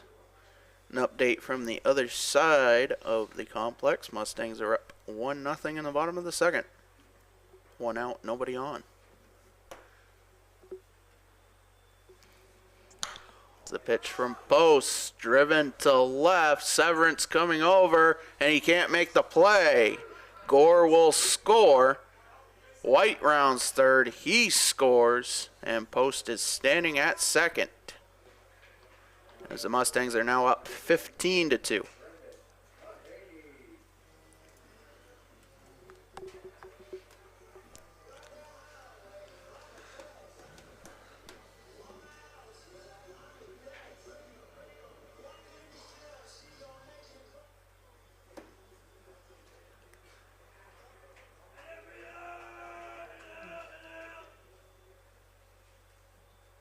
And the pitch. Outside corner, 0-1. Mahaney on the day, 1 for 3 with a run scored. The official scoring is a Post double with 2 RBIs. The pitch to Mahaney, swung on a missed. Count 0-2.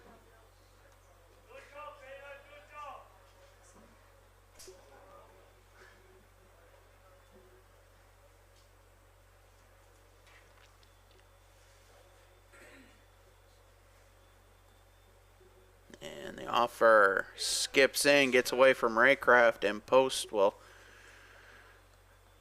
trot over to third.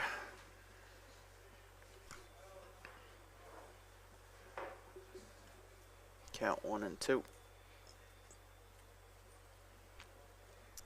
As we said, don't touch the dial after the conclusion of game 1. We'll take about 20 minutes. And then we'll bring you game 2 between the Mustangs and the Herons, as the 1-2 misses up and in, 2-2.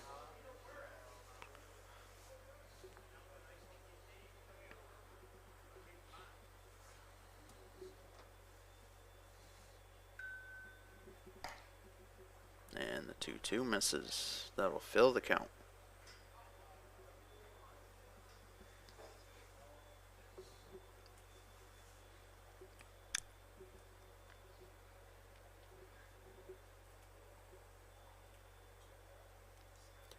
And the payoff. Driven to left. Yeah, it's foul. You took the words out of my mouth, Chris. I can barely just see the foul pole in between the paint, in between the partitions of the glass, and that was Severance was well on the left side of the foul line before he got to it. And now the 3-2 lined right at Murray. Great catch by Miles Murray, and that will do it. Mustangs get 6, and they take a 15-2 lead into the 5th. They'll look to wrap it up here after this. Since 1964, the mission of Central Maine Community College has been to serve the surrounding communities with an enriched and inclusive learning environment. The college takes pride in transforming students into employees through lifelong learning opportunities that expand career aspirations and improve current workplace skills. While the most evident changes have been made to the physical layout of the college, the real magic happens within the learning. Engaging in classroom conversations, collaborating in immersive hands-on projects in labs, and sharing through teamwork in academics and extracurricular activities provides students with opportunities to think critically, solve real-world problems, and become lifelong learners. At CMCC, students are surrounded by peers all working towards the same goal, with expert faculty who seek out innovative ways to make classes more than just a lecture, and staff who make student success their priority. Students are empowered to forge their own path towards graduation and beyond. Please join us in celebrating the 60th anniversary of Central Maine Community College and be part of our continued journey of growth and innovation.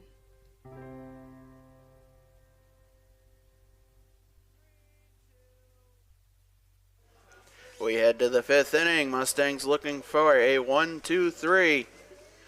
And they will emerge victorious via the mercy rule. They have 3 runs to give if need be.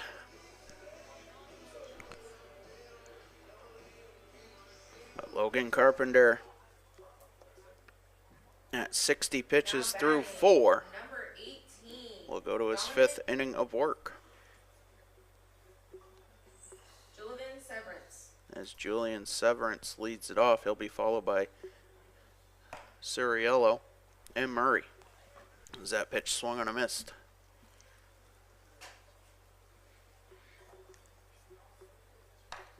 The 0-1, soft grounder to short. Robertson with it, the quick throw, not in time to get the speedy Severance. Infield single to start the 5th.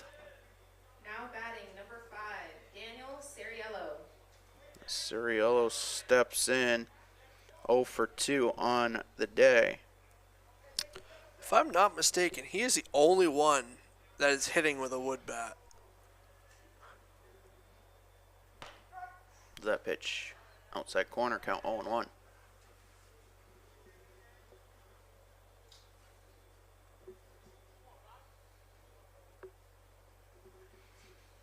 Neil 1 popped up right to Robertson at short. He'll throw back to first, and they get the double play. Now the Mustangs 1 out away. So after all, that is not a wood bat. It looks like a wood bat, but it's not. It's got the color features of a wooden bat. That is really, I don't think I've seen a metal bat look like a wood bat before. Other than a composite bat, I'd take one of those. Yeah. 2 outs, nobody on. The pitch to Murray, driven to left center. Woods going back. He'll make the catch. Ball game over. Mustangs win. They take game 1 via the mercy rule, 15-2. Logan Carpenter going the distance. And 2 big innings from the Mustangs give them the victory. We will step aside for about 20 minutes. We'll bring you game 2 action. Don't touch the dial. You don't have to do anything. Go grab a sandwich. Go grab a snack. And then Chris and I will be back here for game 2 as the Mustangs take game 1. Yep, and we're just going to keep up the Mustang logo. It'll play some music overlaid over it. And we'll be back for the second game of Mustang Magic here on Munsing Media Sports.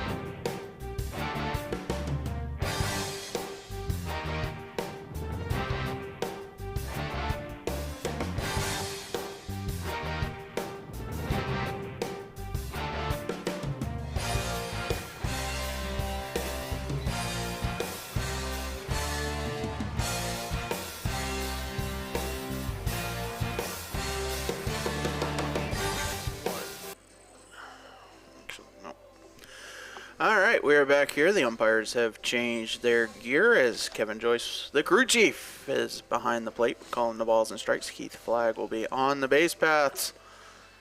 Mustangs now in their red uniforms. Jeff Meisner, the junior from Natick, Massachusetts, will take the ball here in game 2. We'll set the defense in the outfield left to right for the Mustangs. Shane Jewett, Jake Calvert, Stephen White. Third to first in the infield, Logan Carpenter, Cody Cleveland, Teddy McFarland getting the start at second. Brady Vincent at first. Zach Gorman, the battery mate for Jeff Meisner. As Jeff making his 9th appearance, his second start. He's 3-0 with a 1.04 ERA. 20 hits, 5 runs, just 3 earned. 12 walks, 22 strikeouts, and 26 innings. Now batting number 5, Daniel Ceriello. As Ceriello will lead it off for the Herons. Jeff Meisner stares in, gets the sign from Zach Gorman. He's set. And let's do it here in Auburn. The first pitch fouled back, and we are underway. First pitch of game 2, 12:55.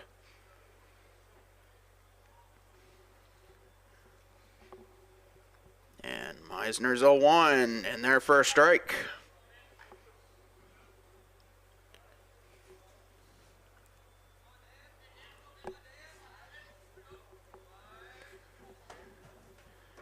And the 0-2 swung on a missed. 1 up, 1 down, and 1 strikeout for Meisner to start. Get the scoreboard up here. We will have the Edge Nutrition Player of the Game from Game 1 for you in between innings, as we apologize. We did not bring you that at the conclusion of Game 1. And if you're just joining us now, just wanted to let you all know that we are running a solo camera today. That pitch grounded up the middle. That'll be a base hit.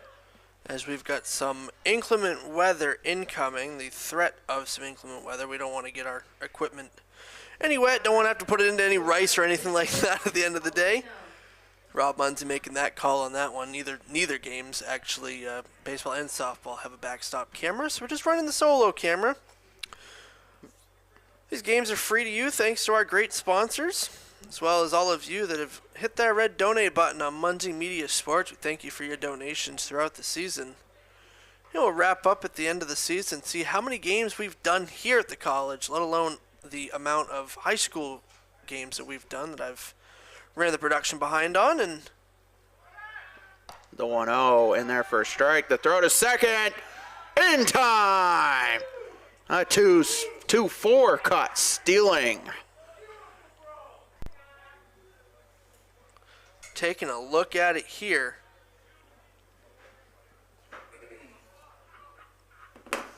Speed it up a little bit. Gorman with an absolute bullet of a shot. Is that pitch low? The count 2-1. You couldn't make a better throw than that for Gorman. Oh. No, and that was actually to McFarland. I had to catch myself.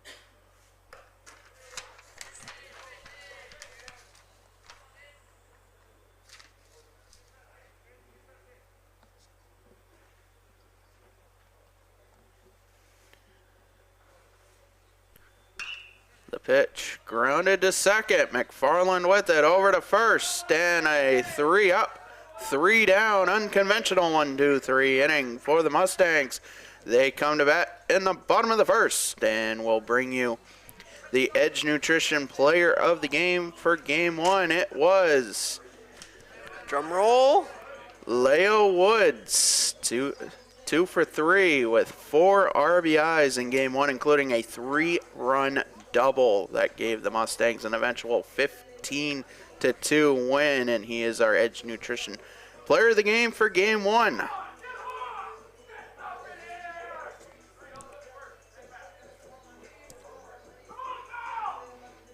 And we'll bring you the bottom of the first here as Miles Murray will take the ball for the Herons in Game 2. He'll face a lineup that looks like this. It'll be Kyle Delano leading off. He's the designated hitter. Cody Cleveland, the shortstop, batting second. Jake Calver bats third, the center fielder. Brady Vincent, the cleanup hitter, at first. Zach Gorman behind the plate, batting fifth. Logan Carpenter at third, batting sixth. Teddy McFarland bats seventh, the second baseman. Shane Jewett in left, batting eighth, and rounding out the lineup is Stephen White in right. I didn't mention in the first game, I actually really do like these Great Bay jerseys. They kind of remind me of the City Connect Boston jerseys. With a little blue? Yeah, the yellow and the blue. Nice, rather sunflower yellow instead of the goldenrod yellow with a touch of navy blue and white. Sticks out good on the camera. That's one of the reasons why I like it so much. Yeah, yellow always works. Yeah, you can't go wrong with yellow. You can't go wrong with black, and you definitely can go wrong with white. But that's only because you play on a non-turf field. And well, I refer to you can go with white based on the Rob Kennedy rule. You cannot have white on white, light-colored numbers and light-colored jerseys. Oh, Lawrence High School, how we will never miss you. Oh, that was like one of the biggest controversial things in any type of state athletics. Like that got up to like the national level where NFHS itself was complaining about it, where Lawrence, and it was also the state championship game, Lawrence versus Kennebunk, where both teams came out of the locker room wearing white jerseys with either slim white outline or straight white on white, and I'll never miss it. 1-0. The 0-1 to Delano. Pitch in there for a strike, and the count 0-2. After the next pitch, we'll set the defense for the Herons. The Mustangs are coming alive. They're starting to make some noise down below us. Pitch misses 1-2, excuse me. The defense for the Herons in the outfield, left to right, Julian Severance, Dan Cirillo, and Skylar Johnson. That's the 1-2, just misses. Infield third to first, AJ Politano. Zach Bradford, Pavel Miller, and Manny Sanchez behind the plate, Jefferson Raycraft. As that pitch fouled back, and Delano stays alive.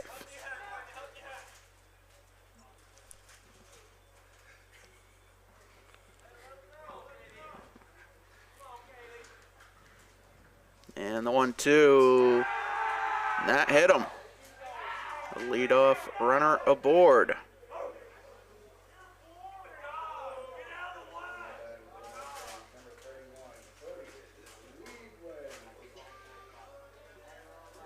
That's Cody Cleveland getting the start at short. He had the start at short last night in game 2 and made some terrific plays. As that pitch misses, count 1-0.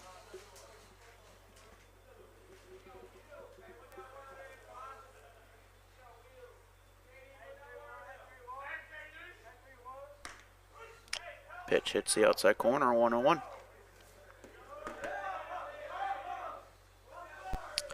Wouldn't surprise to see Delano get moving on this one.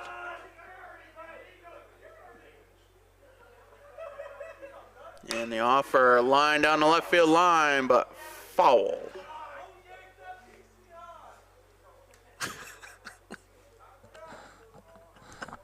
Some of the comments these guys are making down below us, I can't not laugh at them.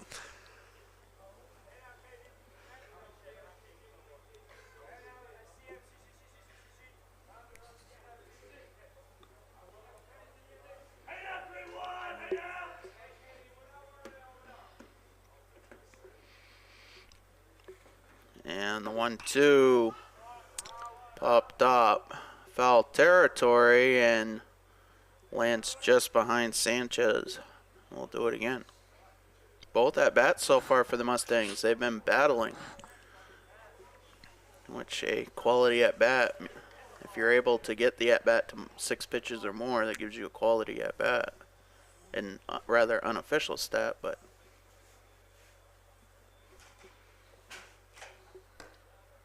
something you can look at is that pitch low and away, 2-2.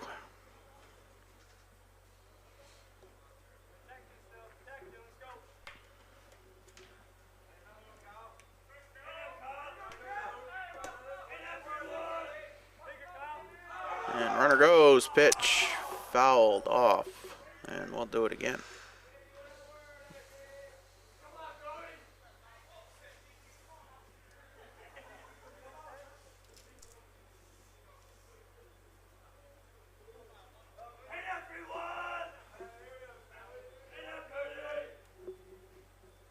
And the delivery, pitch popped up to left, Severance under it, can't make the catch, and Delano will round second. And he'll be into third standing as Cleveland moves to second. And the Mustangs have 2 in scoring position to start the bottom of the first. And Jake Calver will get his first at-bat of the day.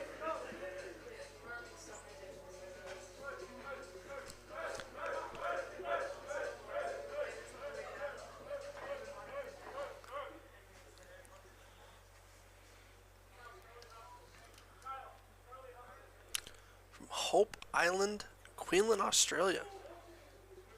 The pitch, outside corner, 0-1.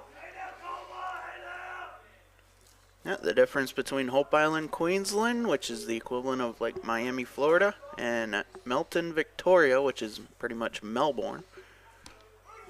Is that pitch in there for a strike? Melbourne, the equivalent of Maine. It's a lot of mileage. A 2-hour flight. The question being is that pitch grounded through the infield. Delano scores. Cleveland scores. It's a base hit and 2 RBIs for Jake Calver, and the Mustangs go up 2-0. Stop me if you've heard this before. It's a first inning again. Here we go. Mustangs are on a roll, or as Rob Munson would say, they're galloping away.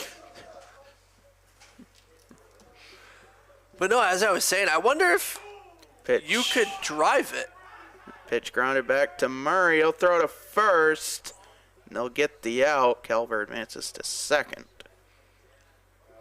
as there's 1 away. It looks like Miles Murray's going to grab a different ball. This one's got a good old scuff on it. It's going to go into the ball bucket and be used for BP now.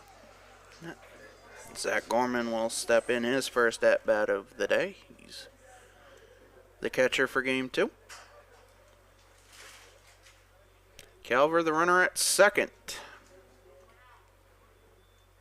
The 2 Australians on the field right now for the Mustangs as that pitch misses 1-0.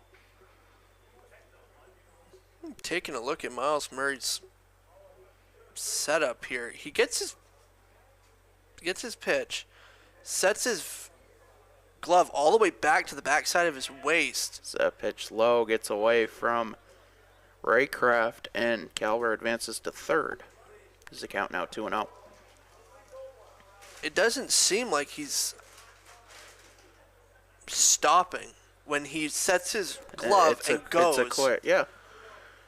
Well, I mean, you just have to set yourself enough for the umpire to, the umpire's discretion, if you will, that he is set.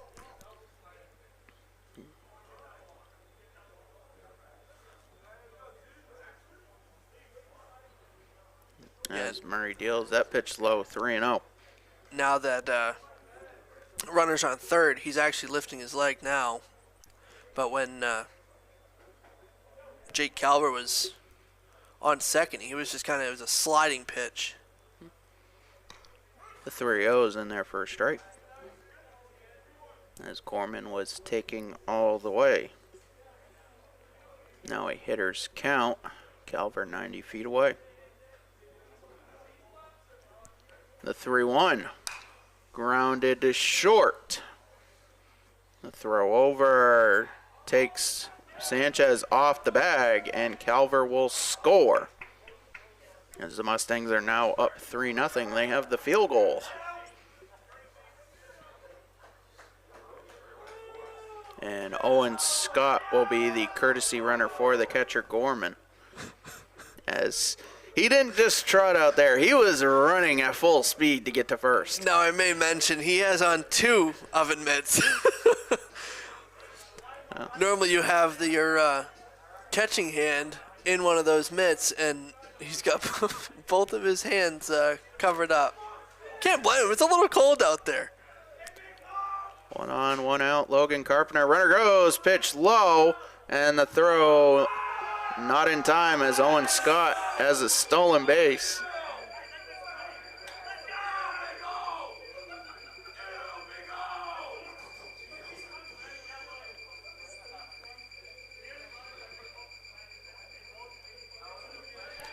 One 0 count, 1 out.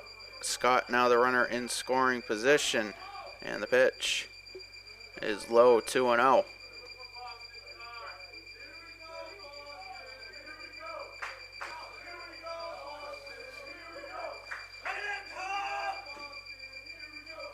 And Murray set at the belt, the 2-0, grounded to short. The throw is in time on 1 hop to Sanchez, and there's 2 away as Scott advances to third. As Teddy McFarland will step in.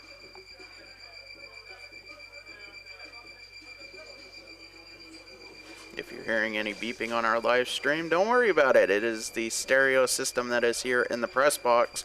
There is a battery system that has nothing to do with the actual system because it's plugged in, and it just happens to say the battery's low as McFarland fouls the first pitch off. They count 0-1. I think I got nervous because it stopped the second you started talking about it. Well, it knows what the consequences can be if I keep like, I will unplug you. Don't you start. The 0-1. Line to second, through for a base hit. As Scott scores, McFarland heading for second as it gets by the outfielder. McFarland now heading for third. He's going all the way. The double cut throw is cut off by Sanchez, and it's a Little League home run for Teddy McFarland as the Mustangs are up. You may or may not hear the end of that one. We'll send a replay on that one. 5-0. Yeah, they're up 5-0. It went deep, and he gets a little tripped up there and corrals for home plate. It got by Johnson and right and just kept rolling to the fence. And I say Little League home run because that's the equivalent of it. Well, look at the official scoring here. It's a single and a 3-base error as Shane Jewett steps in, 2 outs, nobody on. And the 0-1 misses. That'll even count.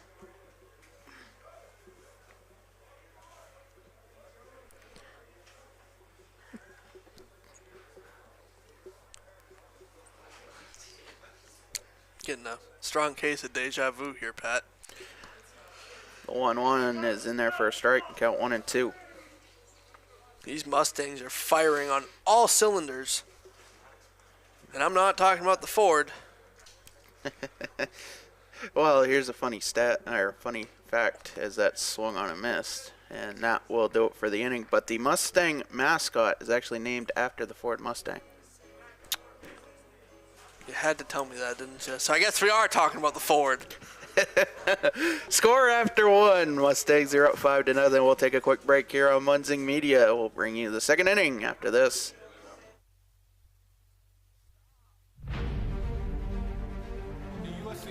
Provides our program exactly what they say, a chance for small colleges to peak. It's leveling the playing field for everybody.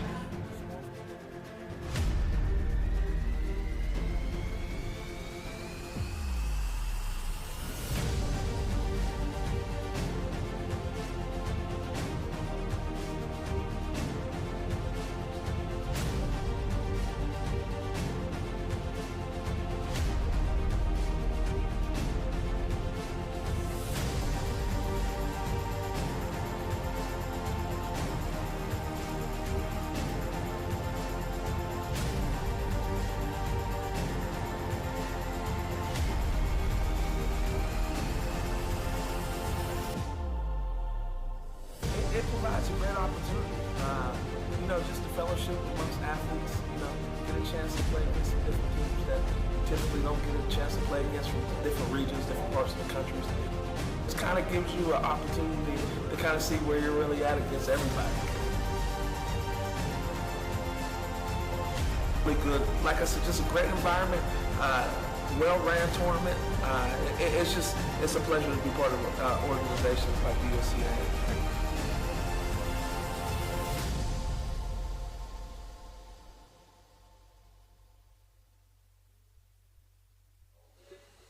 Manny Sanchez looks at a pitch out of the zone as the first pitch of the second inning misses from Jeff Meisner. Sanchez will be followed by Miller and Murray as that pitch hits the zone. Count 1-1. I don't know if that was a 12-6 or a right-handed slider. There it is again. That's got some movement on it. You can see it from up here. Well, it missed the zone. Count 2-1 to start the second inning. And the pitch, line down the right field line, but foul.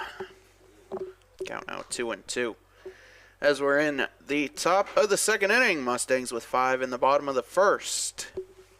And the score is what you see. And the 2-2. Swung on and missed. Drop third strike. And the throw down just a little high, but Vincent able to gather it, and there's one away. Now batting, number 17, Pavel Miller. As Miller will step in for his first at-bat.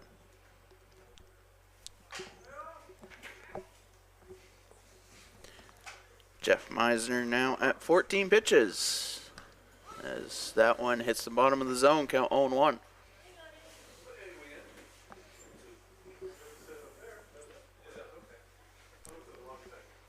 And the 0-1 driven to right center, and that will get down for a base hit as White will gather it. Then the Herons have a runner aboard here with one away. Now batting number 1, Miles Murray. As Murray steps in. Murray looking to help his own cause.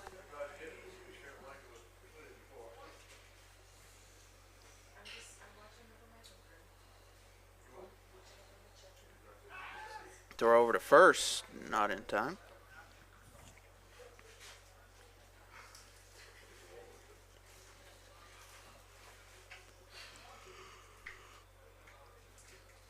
And the pitch. Inside 1-0.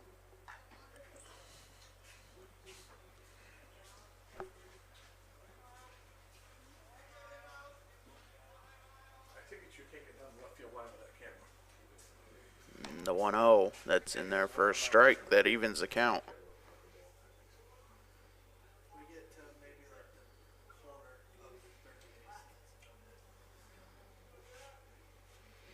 And Meisner deals. That pitch popped up. A soft grounder. And Murray with speed down the line. That'll be an infield single. Miles Murray's got some wheels. And the Herons have 2 aboard here with 1 away as Raycraft steps in.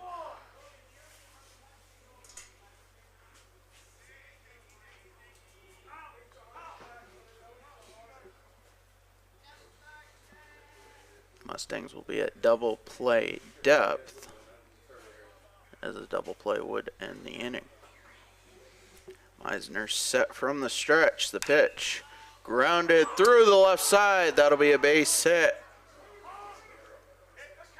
As Miller will stop at third. And the Herons have the bases loaded here in the top of the second. Now batting number 22, Skylar Johnson. As Johnson steps in.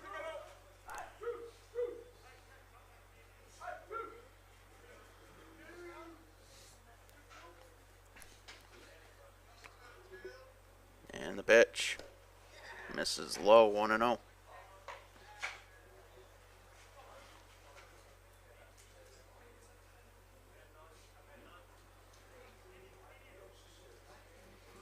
The Offer gets inside past Gorman, and everybody moves up 90 feet as the Herons put up their first run of game 2.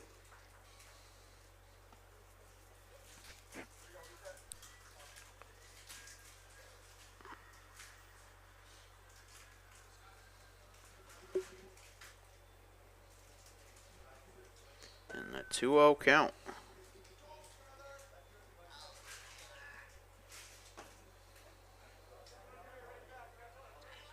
And the pitch, swung on a miss, 2-1.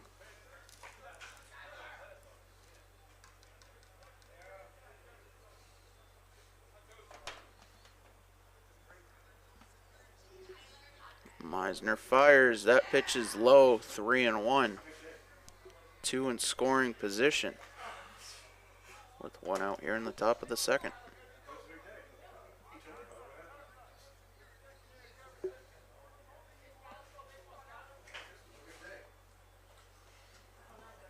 And now the 3-1 is in there for a strike. Full count.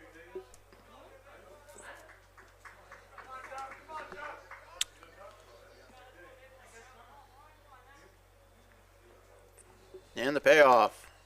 Called strike 3. Big strikeout for Meisner as there's 2 away.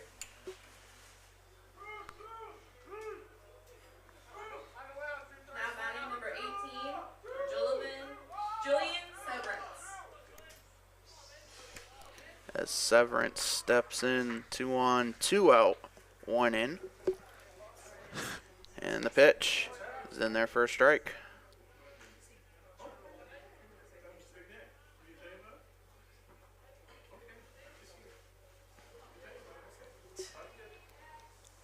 And Meisner's 0-1, just misses low, 1-1.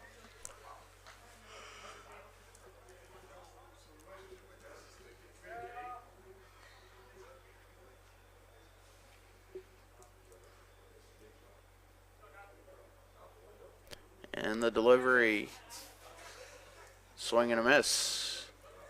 Count 1-2. Meisner looking to get out of the inning. 1-2, 2 outs, 2 on, in scoring position, 1 in. And the pitch, driven to center. Calver ranges over, he'll make the catch. And the Mustangs work in and out of trouble. And they'll head to the bottom of the second. Up 5-1. We'll step aside here and bring you to the bottom of the second after this. Provides our program exactly what they say, a chance for small colleges to compete. It's leveling the playing field for everybody.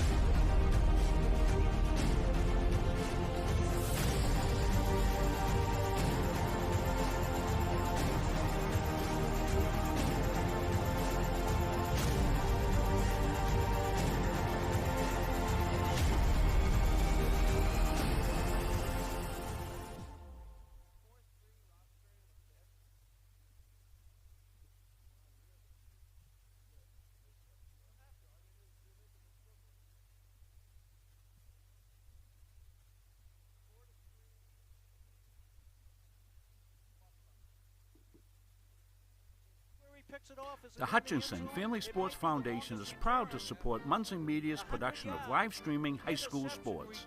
We recognize the hard work and dedication of Maine's high school student athletes, and we applaud Munson Media's pioneering live streaming efforts. The Hutchinson Family Sports Foundation. Since 1892. And it changes the game, 35-26. This has been a wacko affair. Having free college, it's awesome. I'm not going to have this weight of debt hanging over my shoulder. It's so nice to be able to not have to worry about that burden. So set you up for success. Back here in Auburn, Mustangs are up 5-1. They're coming to bat here in the bottom of the second. Herons with a run thanks to a wild pitch with the bases loaded.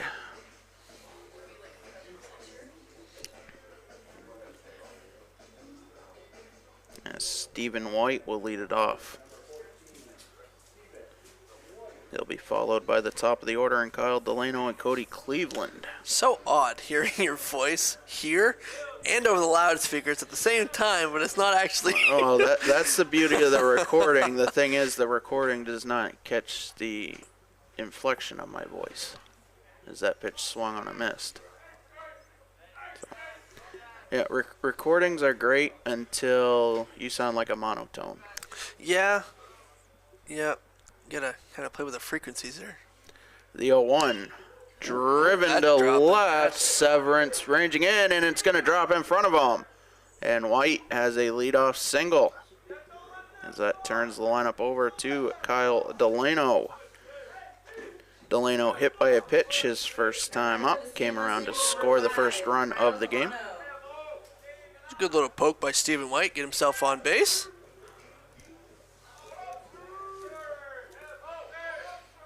One on, nobody out.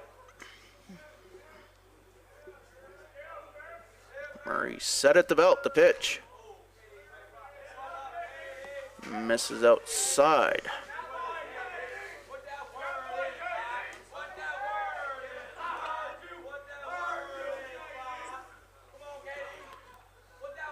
And the 1-0.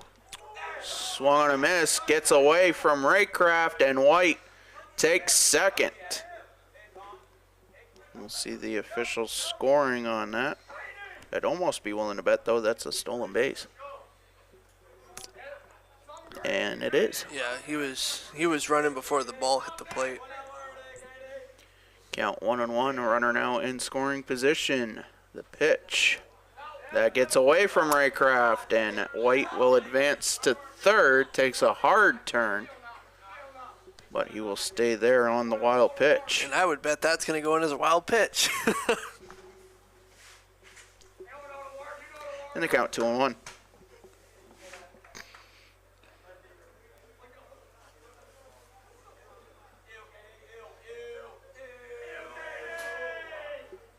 And the offer inside, 3-1.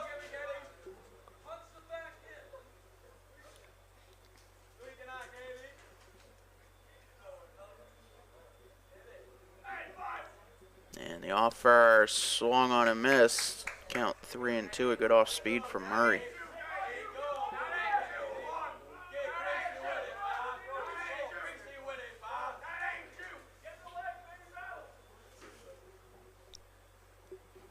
And the payoff, fouled back. And we'll do it again.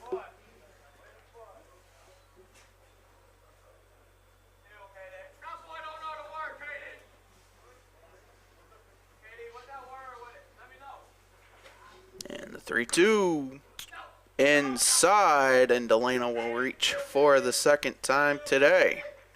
As now the Mustangs have runners on the corners to start the second. As Cody Cleveland steps in. He is 0 for 1. Came around and scored. He did reach on an error.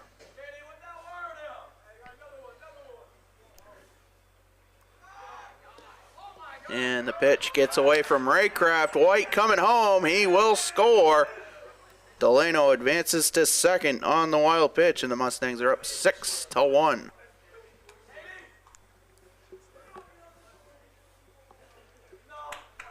And they are putting it in cruise control. I was going to try and come up with a joke with that one. I could not think of one. The 1-0 popped up, short center field.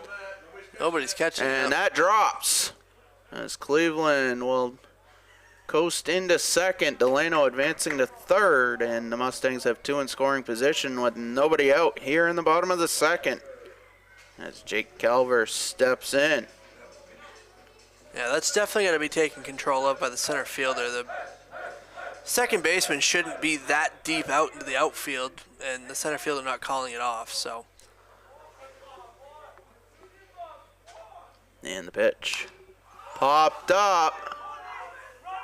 A little short center field, and the catch is made by Miller.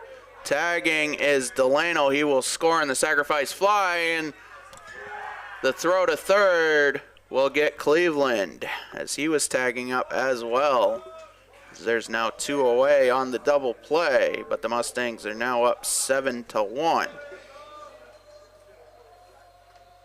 I don't think that's something you hear often, Chris, a 2-out sacrifice fly. No, not normally. It has, like, yeah, a 2-out sacrifice fly. It's normally having to do with a base running error.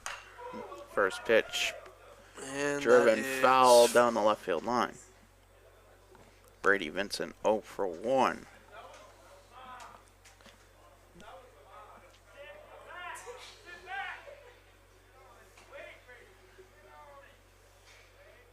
And the pitch, that's driven to center. Ciriello going back, and it's off his glove as Vincent will head for second. He has a 2-out double.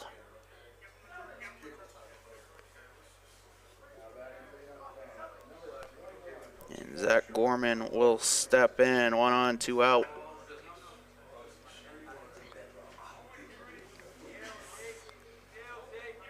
Mustangs with 2 runs in the inning.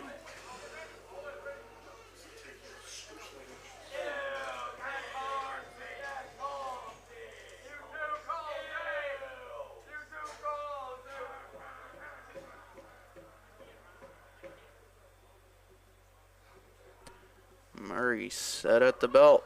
The pitch is low, 1-0.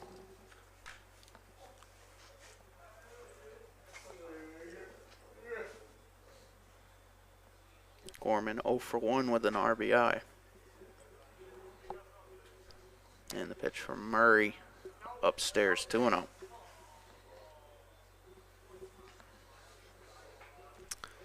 think Gorman's going to hold on this one.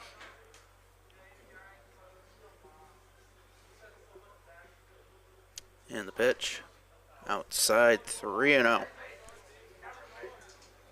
Common baseball practice, you take this pitch all the way.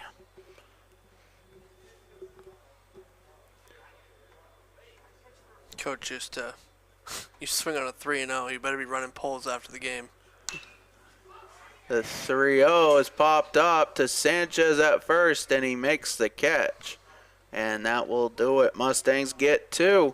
And they'll take a 7-1 lead to the third. We'll step aside and bring you the third inning after this. Jeff Harder here, partner of CBU Advantage. Listen, Medicare can be overwhelming, but it doesn't have to be.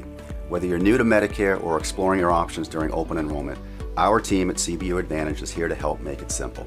We'll help you compare plans, understand your benefits, and find the coverage that fits your needs and your budget. Don't let the confusion or stress hold you back. We're going to simplify the entire process for you. We're just a phone call away. Call us today or click the link below to book an appointment with a licensed agent to discuss your options. Talk to you all soon. At Central Maine Community College, we are building things that last. We're investing in technology, new facilities, and offering more degree programs than ever before. You can get the traditional college experience at a fraction of the cost, and for some, it's even free. Wait, did she just say free? That's right, free tuition for Maine high school grads from 2022 to 2025. Set your goals and find your path at CMCC. Let's build a future together. Back here for the third inning is Jeff Meisner at 30 pitches through 2, just the 1 run so far for the Herons. They'll bring up the top of their lineup, starting with Dan Ciriello. This is where the Gardner math comes in. That's roughly 10 pitches per inning. Where'd you learn to? That's I have no idea. That's good math right there. No, that's 15 through 2. It's his third inning of work. So it's through 2 innings. It's 15 an inning times 2. I know, Gardner math. Okay. That's why I said that. All right, then. Well, at least we've established that, so we'll start with the top of the Herons lineup. Ciriello, Bradford, and Politano due up. I think it was closer to, 10 the first inning and 20 the first second. Pitch driven to center, and the catch is made by Calver. 1 pitch, 1 out. There's some simple math right there. Yeah. Now batting number 12, Zach Bradford. As Bradford steps in. 1 for 1 here in game 2.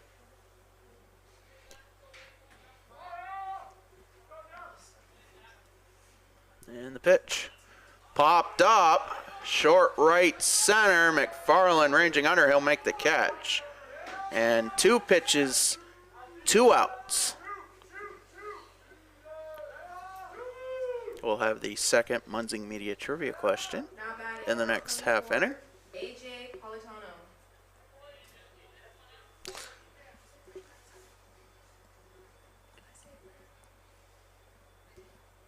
As a pitch from Meisner.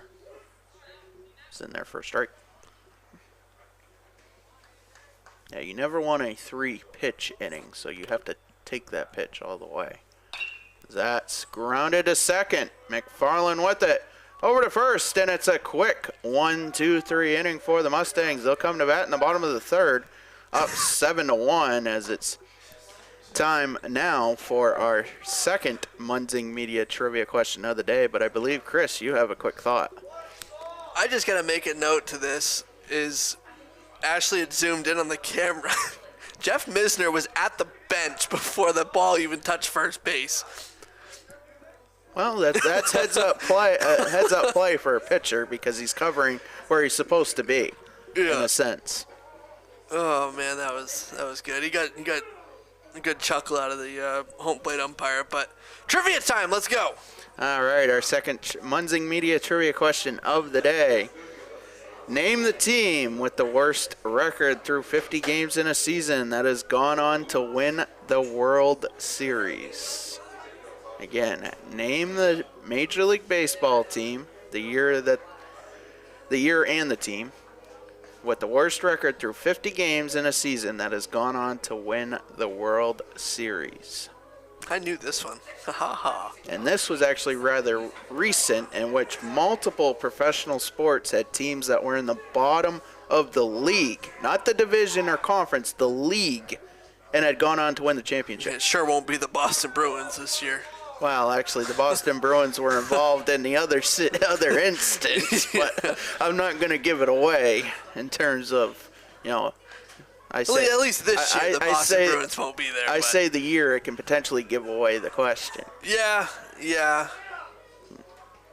So. Yeah, we won't go there on that one. But yeah. Let us know in the comments what your answer to the question is. We'll let you know in the next half inning what the answer is. Let's see what Logan Carpenter can do here. He'll lead it off for the Mustangs. He's 0 for 1 here in Game 2. He got the win in Game 1, going the distance, the 5 innings in Game 1, and giving up 2 runs. And the first pitch of the bottom of the third inning misses low, 1-0. I will actually take a look at our Facebook feed if we're out on Facebook. That's that pitch, driven to left center. They come down with ice on it. And the catch is made by Ciriello, as that was a mile-high drive. Now, mind you, he was only about 2 feet from the fence when he caught that.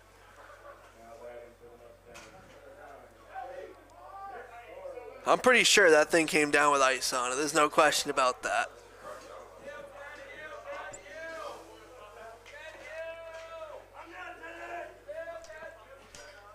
As Teddy McFarland steps in.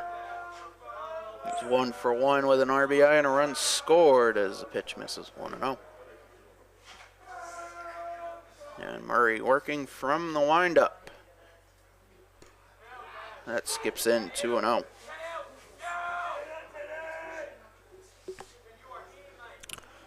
I'm going to give a shout out to Chuck Vincent watching the game down in Mississippi, 85 degrees. And the 2-0. Misses inside 3-0. Hey, it says you're also watching. Yeah, I am watching. Just reading the comments. Checking on the comments, making sure there isn't any fake people, bots trying to sell you their information that's not actually selling it, they're stealing it. The 3-0 misses, and McFarland works a 1-out walk. As Shane Jewett steps in. 1 out, right? Yeah, 1 out. 1 out in the inning. Yep. Why would you ever go? Why would you ever go to click a link on another feed when you're watching the game already? You know, there's some times where pitch misses for a ball. Sorry, and McFarland takes second. There is some instances where it happens where, you know, at the point where we are putting up our splash screen, every once in a while they'll post, because they'll watch the streams, and they'll watch when you put up that splash screen, and if we have up our splash screen for more than like 10 minutes, they'll start being like, oh, well, here's the game, you can watch here, and most people will click on that because they're thinking, okay, this is where the game's at instead of here. Luckily, we haven't had anybody this year, knock on a whole bunch of wood here, that it won't happen. Pitch in there for a strike count now, 1-1 to Only Jewett. downside to streaming to Facebook and those other ones is, you know, there's going to be people there that they're going to want to scam you out of your money. So don't click on anything. Stay here. Watch Mustang Magic. The 1-1 driven to left. Severance ranging in. Fair ball. And it will land fair as McFarland rounds third. He will score, and Jewett slides into second with a 1-out double. The Mustangs are up 8-1. And Stephen White steps in. He's 1 for 1. Has a chance to bring another run in scoring position.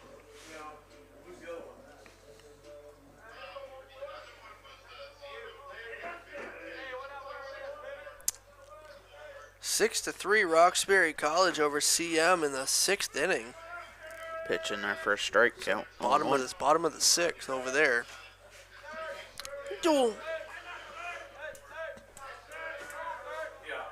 Dual streams going on today from the complex. Get baseball on this end and softball on the other. Rob Munsey on the call, and just a different URL on the other end of the CM Athletics YouTube page as well as Facebook. Count 1-1, 1 out, 1 runner on at second. Mustangs up 8-1, and the pitch low, 2-1 now to Stephen White.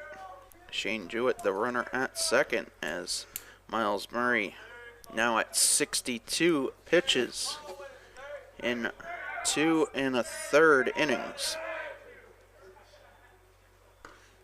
And White looks at the 2-1 that misses 3-1.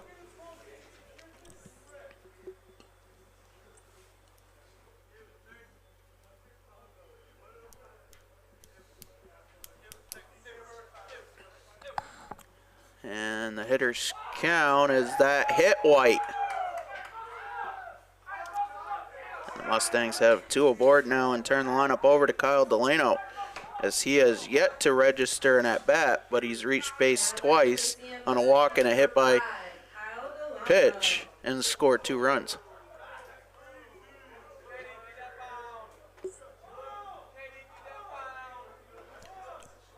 He's definitely got one of the most unique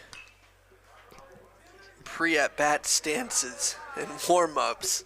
And I feel like it changes every at-bat. That pitch fouled back, count 0-1. 1 out, 2 on. 1 in so far for the Mustangs in the inning. As that pitch driven to short left center, and Severance will make the catch.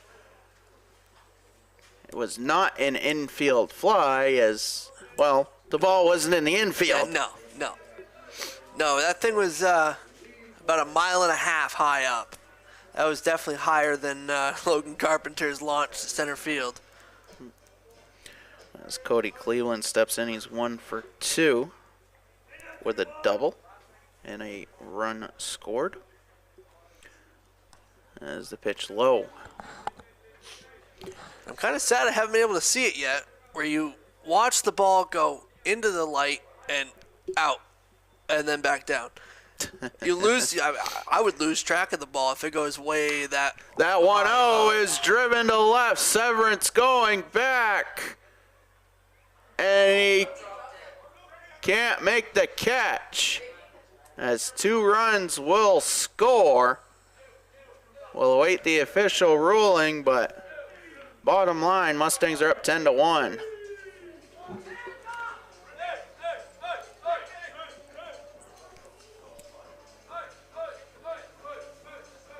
And they are saying it's an error.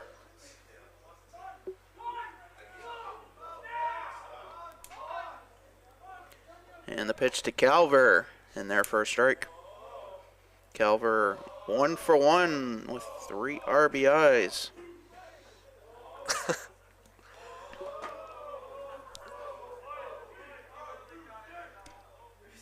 Pitch low.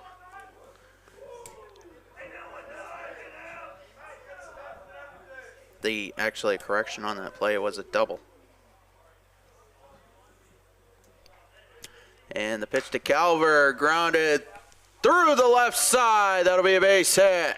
Cleveland rounds third. He will score. It's a base hit and RBI for Jake Calver, and it's 11-1. And Jeff Pluto will head to the mound with 2 outs here in the third. Mustangs up 10.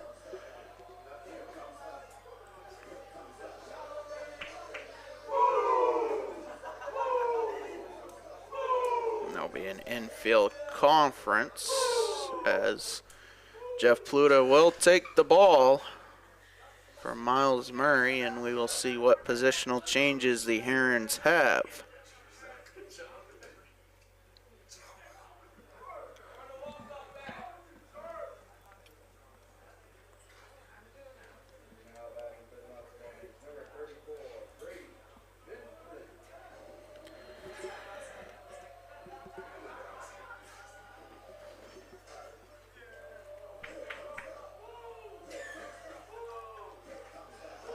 And actually, he will not take the ball as Miles Murray will stay on the mound. So the mound visit completed, and Brady Vincent, who has had his walk-up song now played twice, will step in from the left side.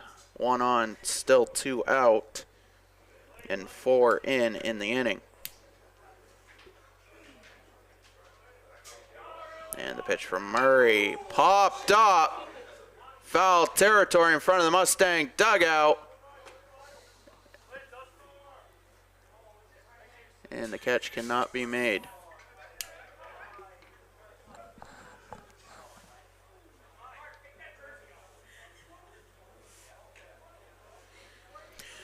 Count 0-1.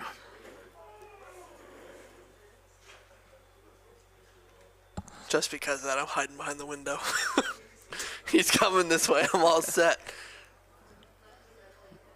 Yeah, you're all set until the second time that thing shatters. Shush. Don't say that.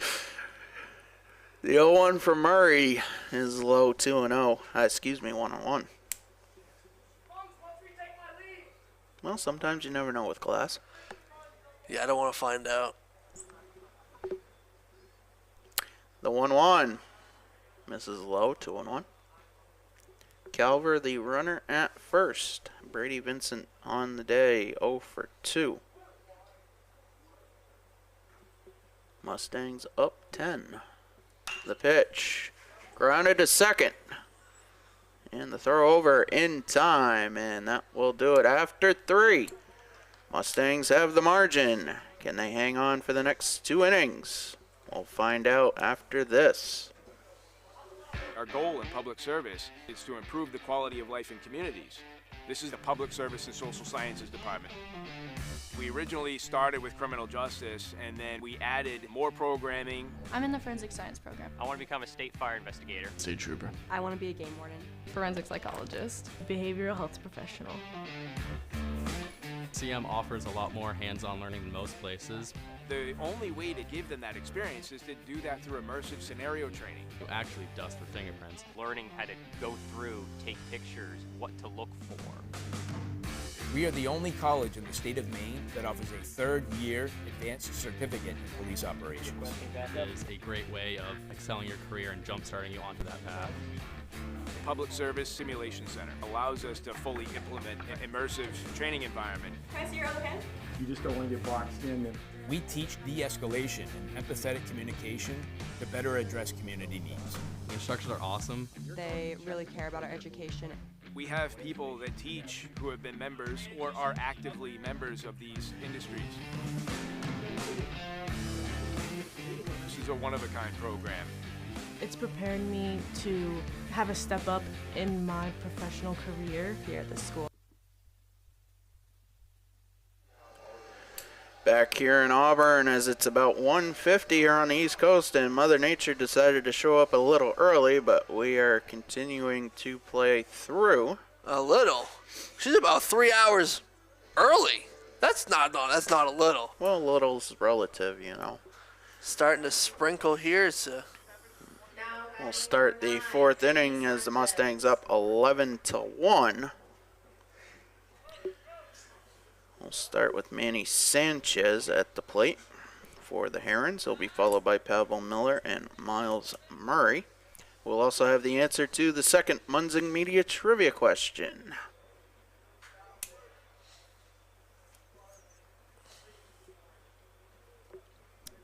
As Jeff Meisner at 34 pitches, and his first pitch of the fourth is driven to deep center, and Calvert going back. It'll be over his head.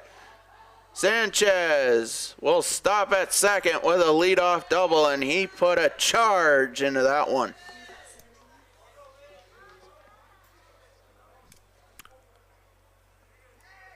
Now batting number 17, Bill Miller. As Miller steps in, one on, nobody out. Eisner set the pitch. Misses low, 1-0. I guess it's a good thing that we didn't put that camera out there. Yeah. The backstop camera, because really, I mean, all the forecasts that I've seen today, it wasn't supposed to start until about 5:30. That pitch swung on a miss. That evens the count.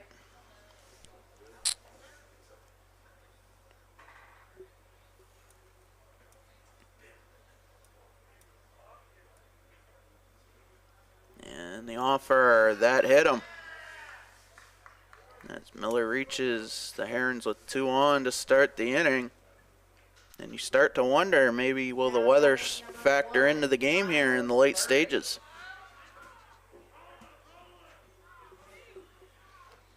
As Miles Murray steps in 1 for 1 here in game 2. 2 on, nobody out.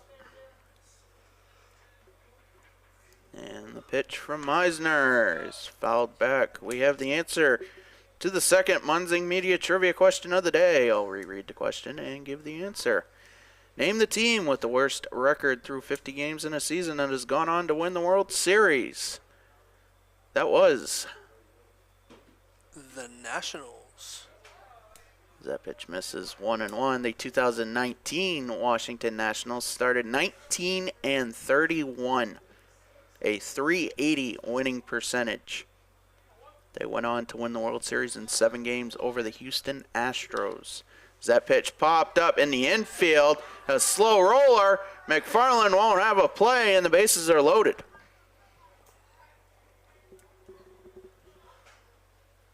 Now batting number 7. That was a very quick 3 up, 3 on. Ray Kraft steps in 1 for 1. And to go back on the Nationals winning the 2019 World Series, it was also the year that the St. Louis Blues came back from last in the NHL in January to beat the Bruins in 7 games. As that pitch driven to right center, White and Calvert coming over. White will make the catch.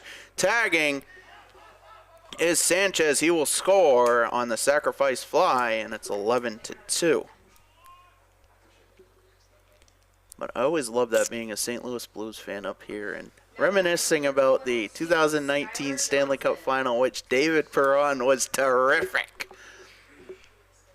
The kid who was 34, no, let me redo my math, 32 at the time, who played his one season of junior hockey, as that pitch swung on a miss, played his one season of junior hockey right here in Lewiston.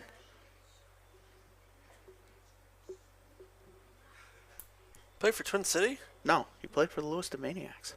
Oh, yeah, that makes sense. Pitch low, misses, 1-1. His one season of junior hockey with the Maniacs then. 83 points. And a President's Cup. In one season. No, then a first-round pick. Is that pitch grounded back to Meisner, through his leg, off of his legs, can't set his feet. And Johnson reaches to reload the bases.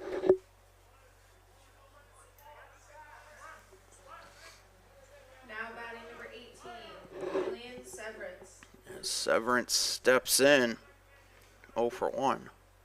Bases loaded, 1 out. Mustangs could get a double play as a force play at every base with the bases loaded is a pitch low, 1-0.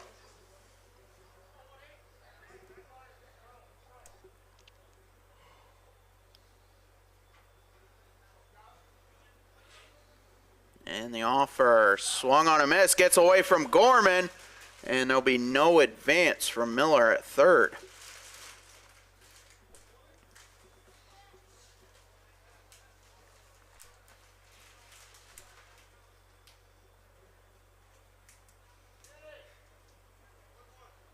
A quick side note, Leo Woods is now at third.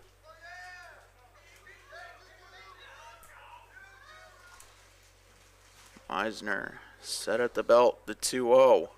Swung on a miss, 2-1. Excuse me, the count should be 1-2.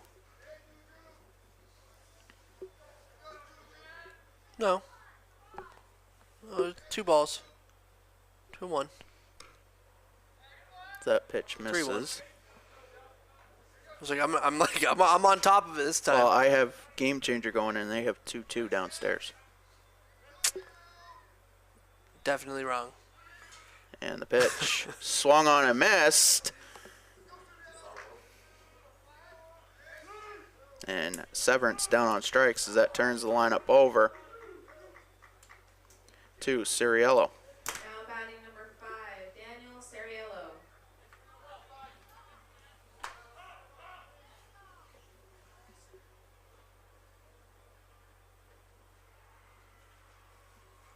And the pitch misses upstairs, 1-0. 2 outs, full base. See if Misner can get out of this one. And the pitch misses low.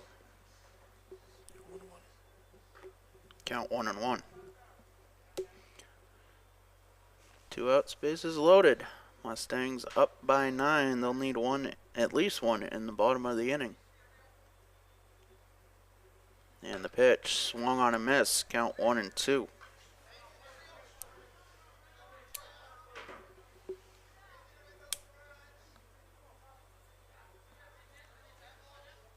Eisner set. The pitch. Outside. Good stop by Gorman.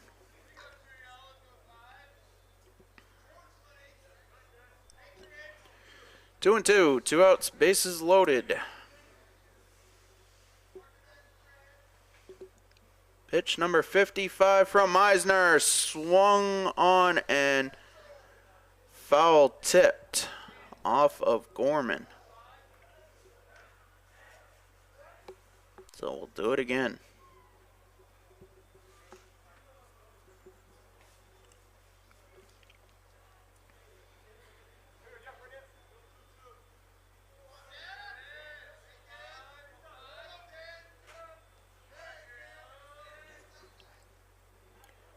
And the pitch. Low and in. 3-2.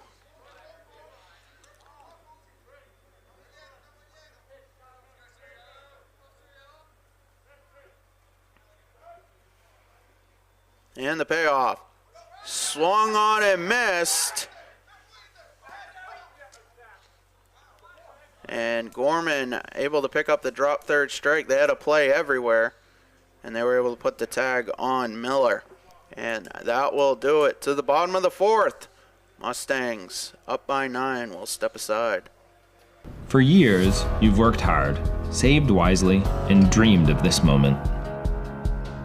Retirement is one of life's biggest decisions. You don't have to navigate it alone.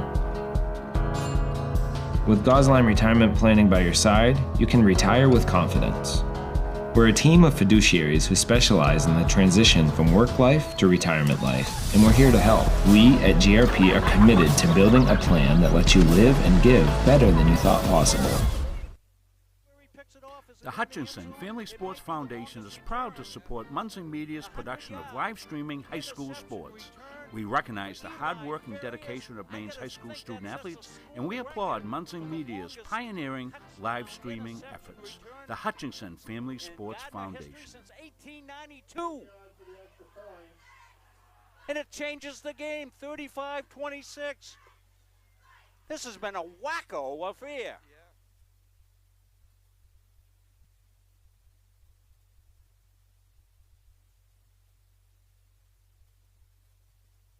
At Central Maine Community College, your future is our priority. I'm going to be a preschool teacher. An HVAC technician. Pediatric nurse. Whether your college journey is starting here, I'm going to be an architect. Physical therapist. I'm going to be a lawyer. or we're a stop along the way. I'm going to be a doctor. A machinist. Honestly, not 100% sure yet. With over 40 programs, I'm going to be a graphic designer. An athletic trainer. There is something for everyone. Patrick, it's a winter wonderland here at the Central Maine Community College campus. It's snowing in April. Okay, what else is new? It's snowing in April. April showers brings May flowers, not April snow brings nothing. Well, we had to say that four-letter word last night, and it's kind of one of those unfortunates, but it is true, especially in northern New England. As we head to the bottom of the fourth, you can play baseball in snow. It's a lot better than playing in rain, so... I have a question for you. It's a trivia question for you. Well, I don't even know the answer to it, so I'm curious to know if you do. We'll start with Zach Gorman here in the bottom of the fourth. Mustangs are looking for one. Take a 10-run lead into the fifth. As the first pitch from Murray is low. Now, your question, good sir, Chris. When was the last time an MLB game was played in a snowstorm? Tigers, Yankees? Yep. I want to say 2022 or 21? 21. Pitch upstairs, 2-0. Thank you very much. Is there any compensation for that trivia question? Compensation? No. Other than a handshake and a high five. Well, I'll take what I can. I'll take what I can get, I guess, as that pitch misses 3-0. Yeah, it actually was. It was in Detroit. The Yankees Yep. were in town for Detroit, and there was a snow effect storm that came out of nowhere. It wasn't even on the radar, nothing that morning, and it dropped about 4 inches of snow before the 8th inning. Yeah, and pretty much anything that was green was white. Yeah. As the count now 3-1 to Gorman. I think I watched that game on TV. The 3-1 misses low, and Gorman works a leadoff walk, and we'll look to see if there's a courtesy runner. As Leo Woods will get his first at-bat of Game 2. The Edge Nutrition Player of the Game from Game 1. And Owen Scott will be the courtesy runner for Zach Gorman. And Woods will get his first at-bat of Game 2. Murray now at 80 pitches through 3 plus.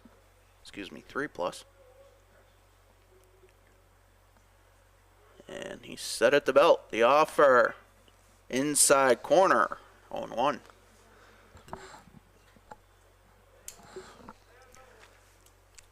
Mustangs will have a couple of days off before they take on their rivals. As runner goes, pitching there for a strike, and the throw not in time as Scott has his second stolen base of the game. I'm curious. If we're supposed to be getting, well, it's snowing now, but we're supposed to be getting rain, technically. but rain is never rain in the state of Maine. Huh, see what I did there? Tuesday and Wednesday, those games, weather pending. Well, we might as well say weather pending for the whole month of April. Yeah, if pretty we're gonna much. Go on I that mean, route, but I go on as scheduled. 80% chance of snow on Tuesday. The 1-2 popped up short right field foul territory, and that will stay in the complex, but foul. Let's count now 1 and 2, but scheduled. I will add scheduled. A 9-inning affair, the best small college rivalry in Maine between the Seawolves and the Mustangs here in Auburn. Tuesday, 6 p.m. Scheduled first pitch, 1 9-inning game. As that pitch misses 2 and 2, we'll also have softball at the same time. Doubleheader action, 2 7-inning games. Rob Munzing will bring that to you on Tuesday. Chris and I here on the baseball end both start 6 p.m. As the 2-2 misses low, that'll fill the count. And if you like 9-inning games, we'll bring you one Wednesday as well, scheduled.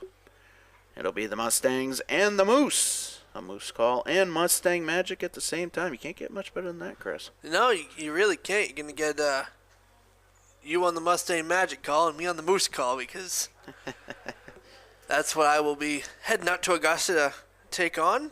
I think with either Rob or Andy Munzing, one of the two. Both games are here. I know.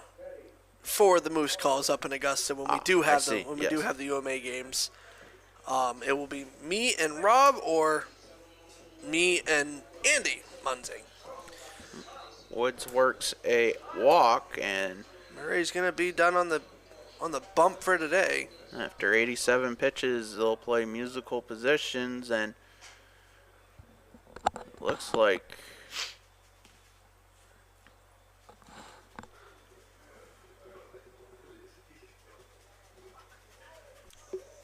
Daniel Tangway is gonna come in. The lone bench player will take the ball here in the bottom of the 4th. And he is listed on their roster as a pitcher, so we shall see. See what he's got for some velo. See if he's got any special tricks up his arm sleeve. The Herons will finish the doubleheader here today, and then scheduled, they will turn right around and head across the river to Lewiston High School, as they'll play 2 against the University of Maine Augusta Moose. That will not be streamed. Yeah, we have no way to no way to stream that from there, but all the games that we have here for UMA or up on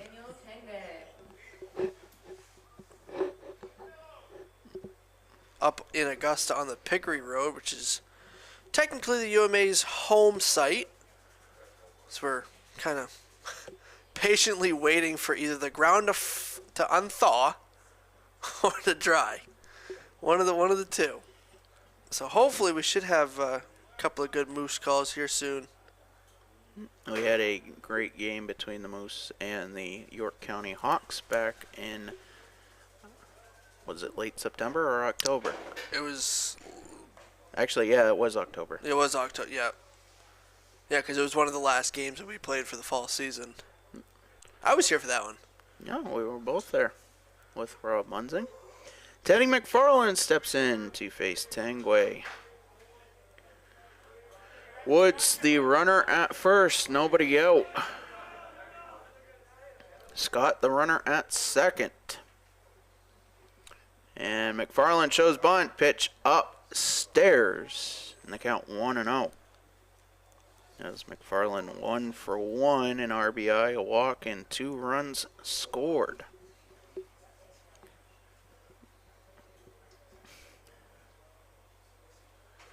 And the 1-0, McFarland shows bunt off of the breaking ball, and it's fouled off, 1-1.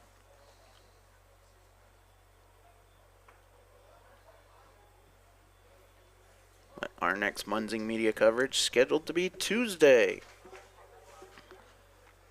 Always like the best small college rivalry. It doesn't matter what sport it is.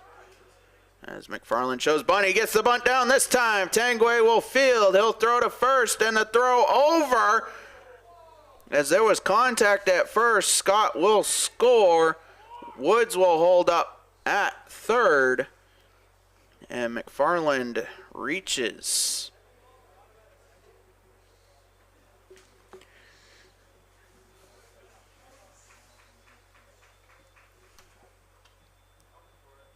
And there will be a discussion between the umpires as McFarland was to the right of the bag, made contact with the first baseman Sanchez,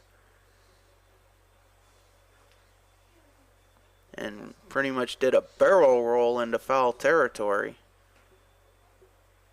We will now see if there's any interference on either side, as that comes down to a judgment call between the umpires.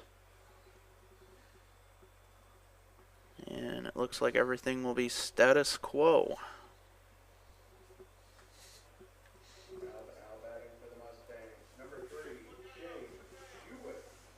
As Shane Jewett steps in 1 for 2. Mustangs did get that one run, and they have another one 90 feet away. As Tanguay set from the stretch. The pitch swung on and missed, as that was a breaking ball that had Jewett twisted.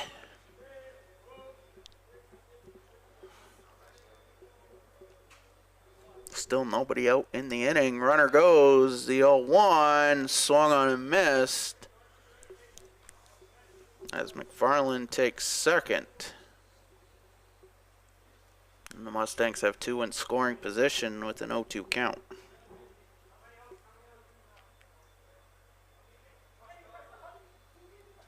And the pitch popped up. That is going foul down the left field line, and the catch is made. Tagging is Woods. The throw not in time, and McFarland will take third, as the Mustangs are now up 13-2.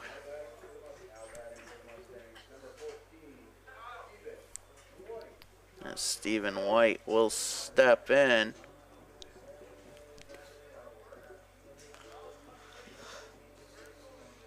At the conclusion of Game 2, we will have the Edge Nutrition Player of the Game, and we potentially will be joining softball at the other end of the complex. So if you're tuned into both streams, you may hear me and or Chris. Yeah, you won't hear me. No. That pitch upstairs 1-0, but I may be joining Rob Munzing. Final score. Sorry to cut you off. Final score from the softball field: 6-4, Roxbury in 7 full innings.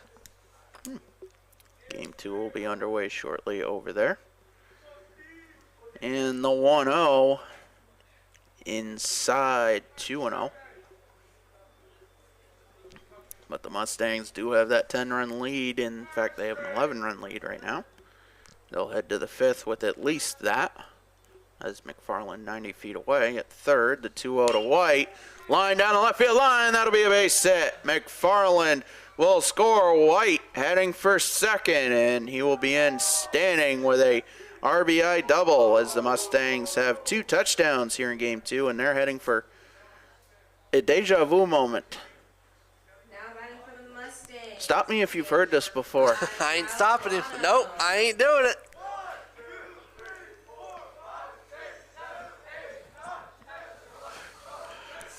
Kyle Delano steps in and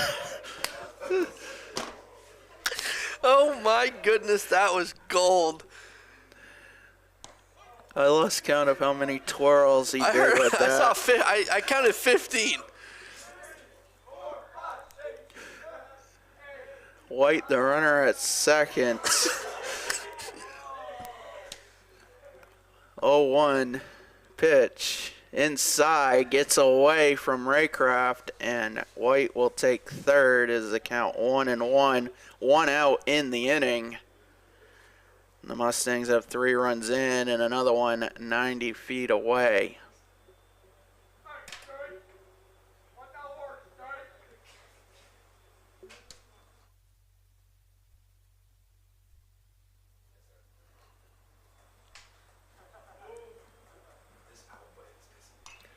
pitch fouled back, and the count 1-2.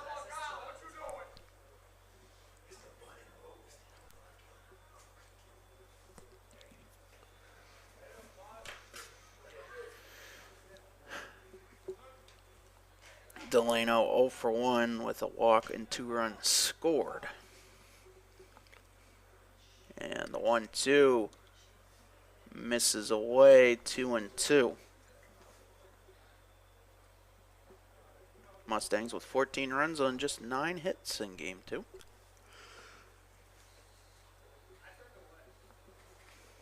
And the 2-2 inside, 3-2.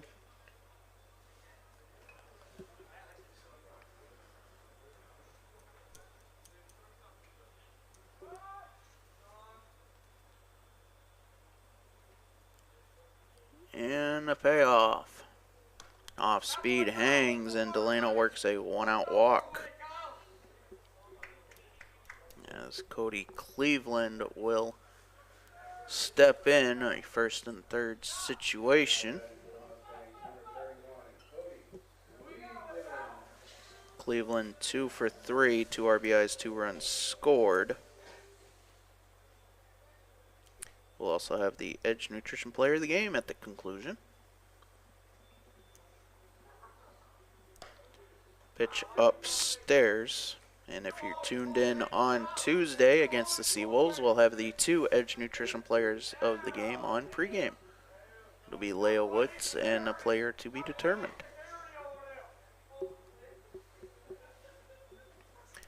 The 1-0. Swung on a miss. Count 1-1.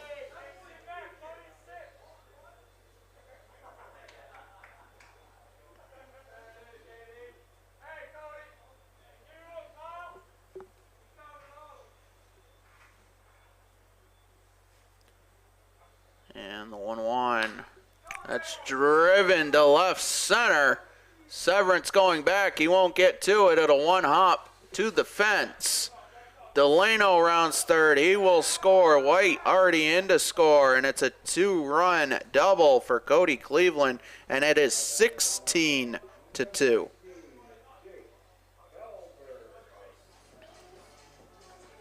Cleveland now 3 for 4 on the day. 3 RBIs, 2 runs scored as Calver steps in 2 for 2. He has 4 RBIs. Excuse me, Cleveland with 4 RBIs as well. We may have a tough decision here, Chris, towards the end as to our Edge Nutrition Player of the Game. And the pitch. Grounded foul down the third baseline.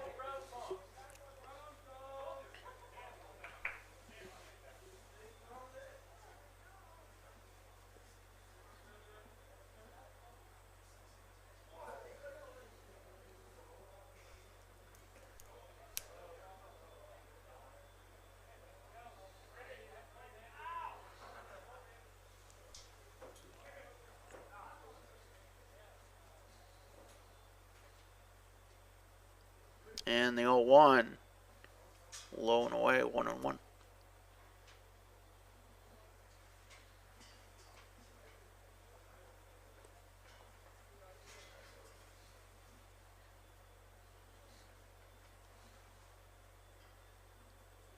And the offer, inside corner, 1-2.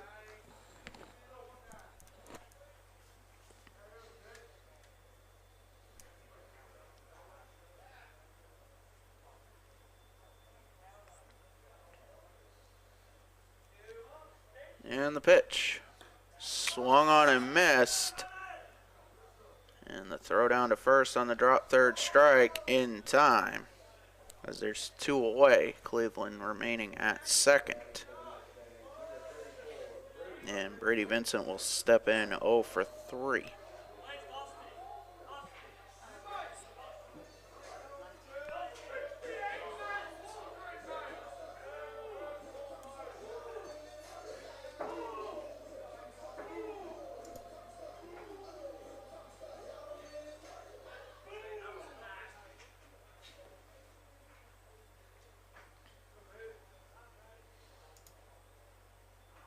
And And the pitch misses low, 1-0.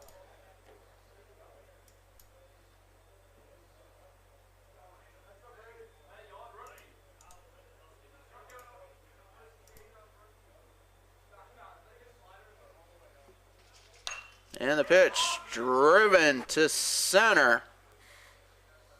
And Suriello will make the catch, and that will do it. Mustangs get 5 more. And they take a 16-2 lead into the last legs of game 2. I have no idea what that was all about. How to teach your cat to high five just popped up on the computer for no reason. Well, we head, regardless, after the scare, we head to the 5th inning. Mustangs up 14. We'll step aside. The Hutchinson Family Sports Foundation is proud to support Munson Media's production of live streaming high school sports. We recognize the hard work and dedication of Maine's high school student athletes, and we applaud Munson Media's pioneering live streaming efforts. The Hutchinson Family Sports Foundation. Since 1892. And it changes the game, 35-26. This has been a wacko affair.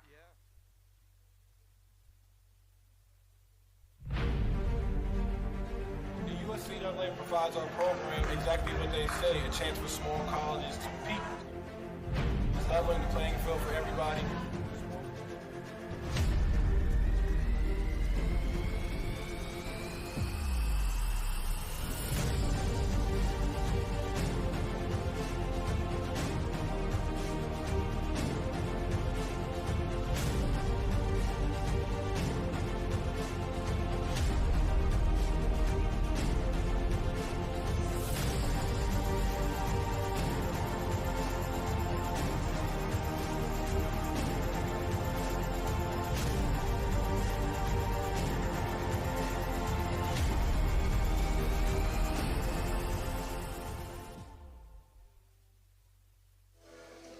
Back here for the 5th.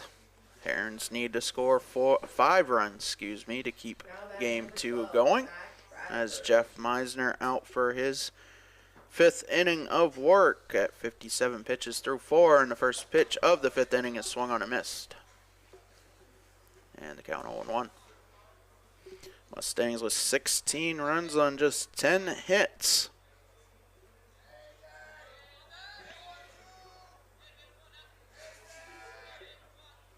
And the 0-1 misses, 1-1.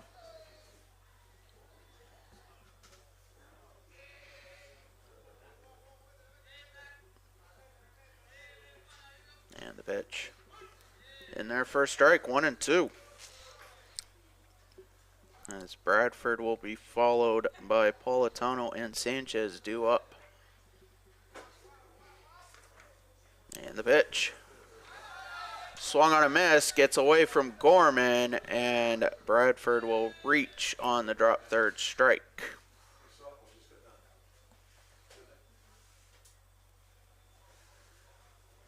Now batting number 24, AJ Politano. As Politano steps in, leadoff runner aboard.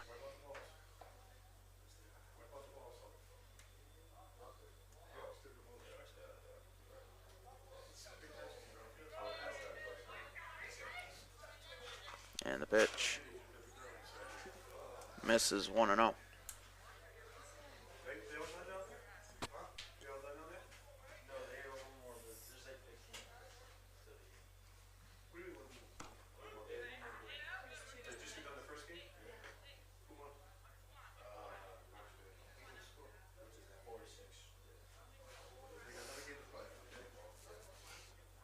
Runner goes, the 2-0 fouled off.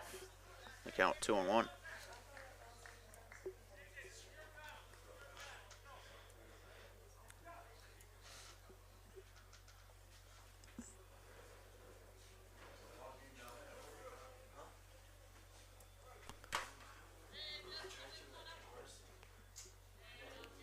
And the pitch gets away from Gorman. So that was wild, and Bradford will head to second. I believe the count now 2-2.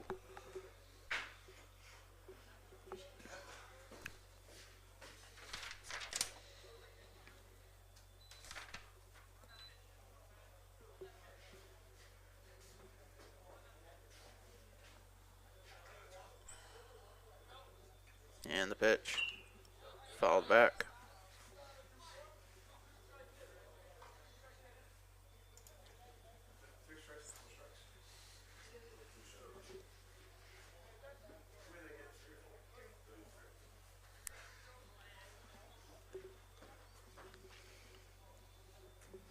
The 2-2 inside, that'll fill the count.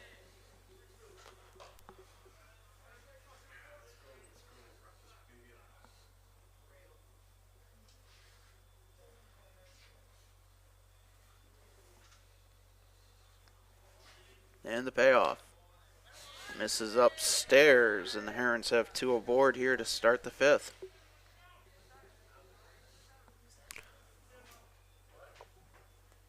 Now batting number 9, Manny Sanchez.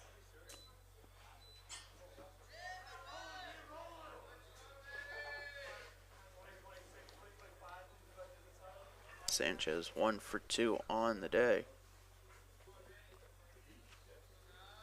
That pitch grounded through the left side. That'll be a base hit. Bradford will stop at third, and the bases are loaded here to start the 5th.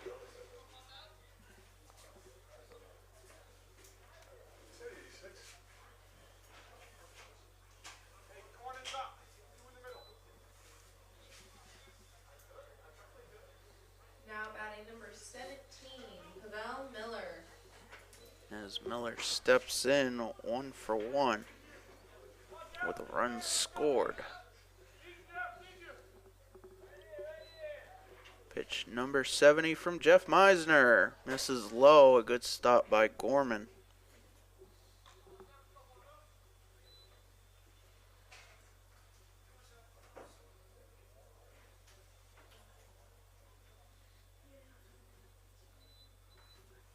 And the pitch.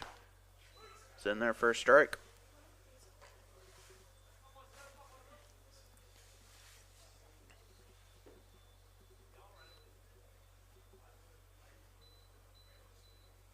And the offer grounded to second. McFarland will throw to first. They'll get the out. A run does score.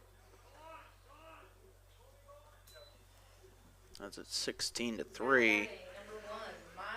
2 on, 1 out. 2 in scoring position for Miles Murray.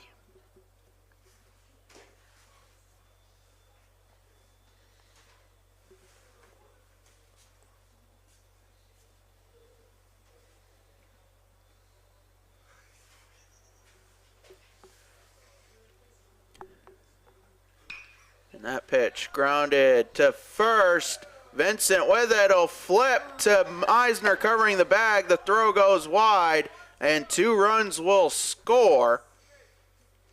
Murray advancing to second, and it's 16-5. Now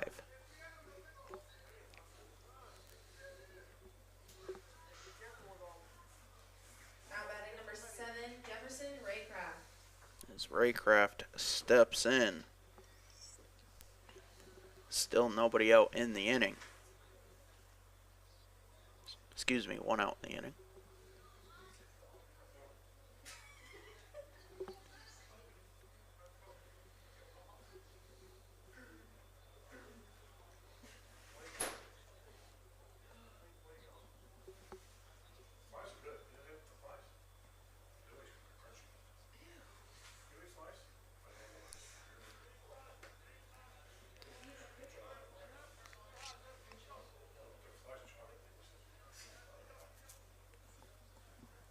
And the pitch grounded through as McFarland will field it, and the throw in time as the Herons are down to their last out. Murray now at third. Now batting number 19, Daniel Tanguay. As Tanguay steps in for his first at-bat of game 2.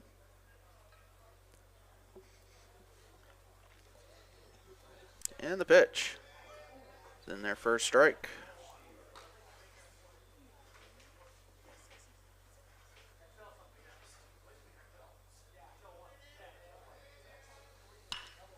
That pitch, soft grounder to second. McFarland with it, over to first, and that will do it. Ball game over. Mustangs win. They sweep the doubleheader here in Auburn.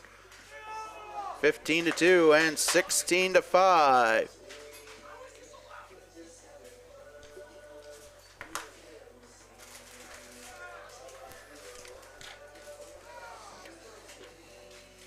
As the Mustangs put on an offensive performance.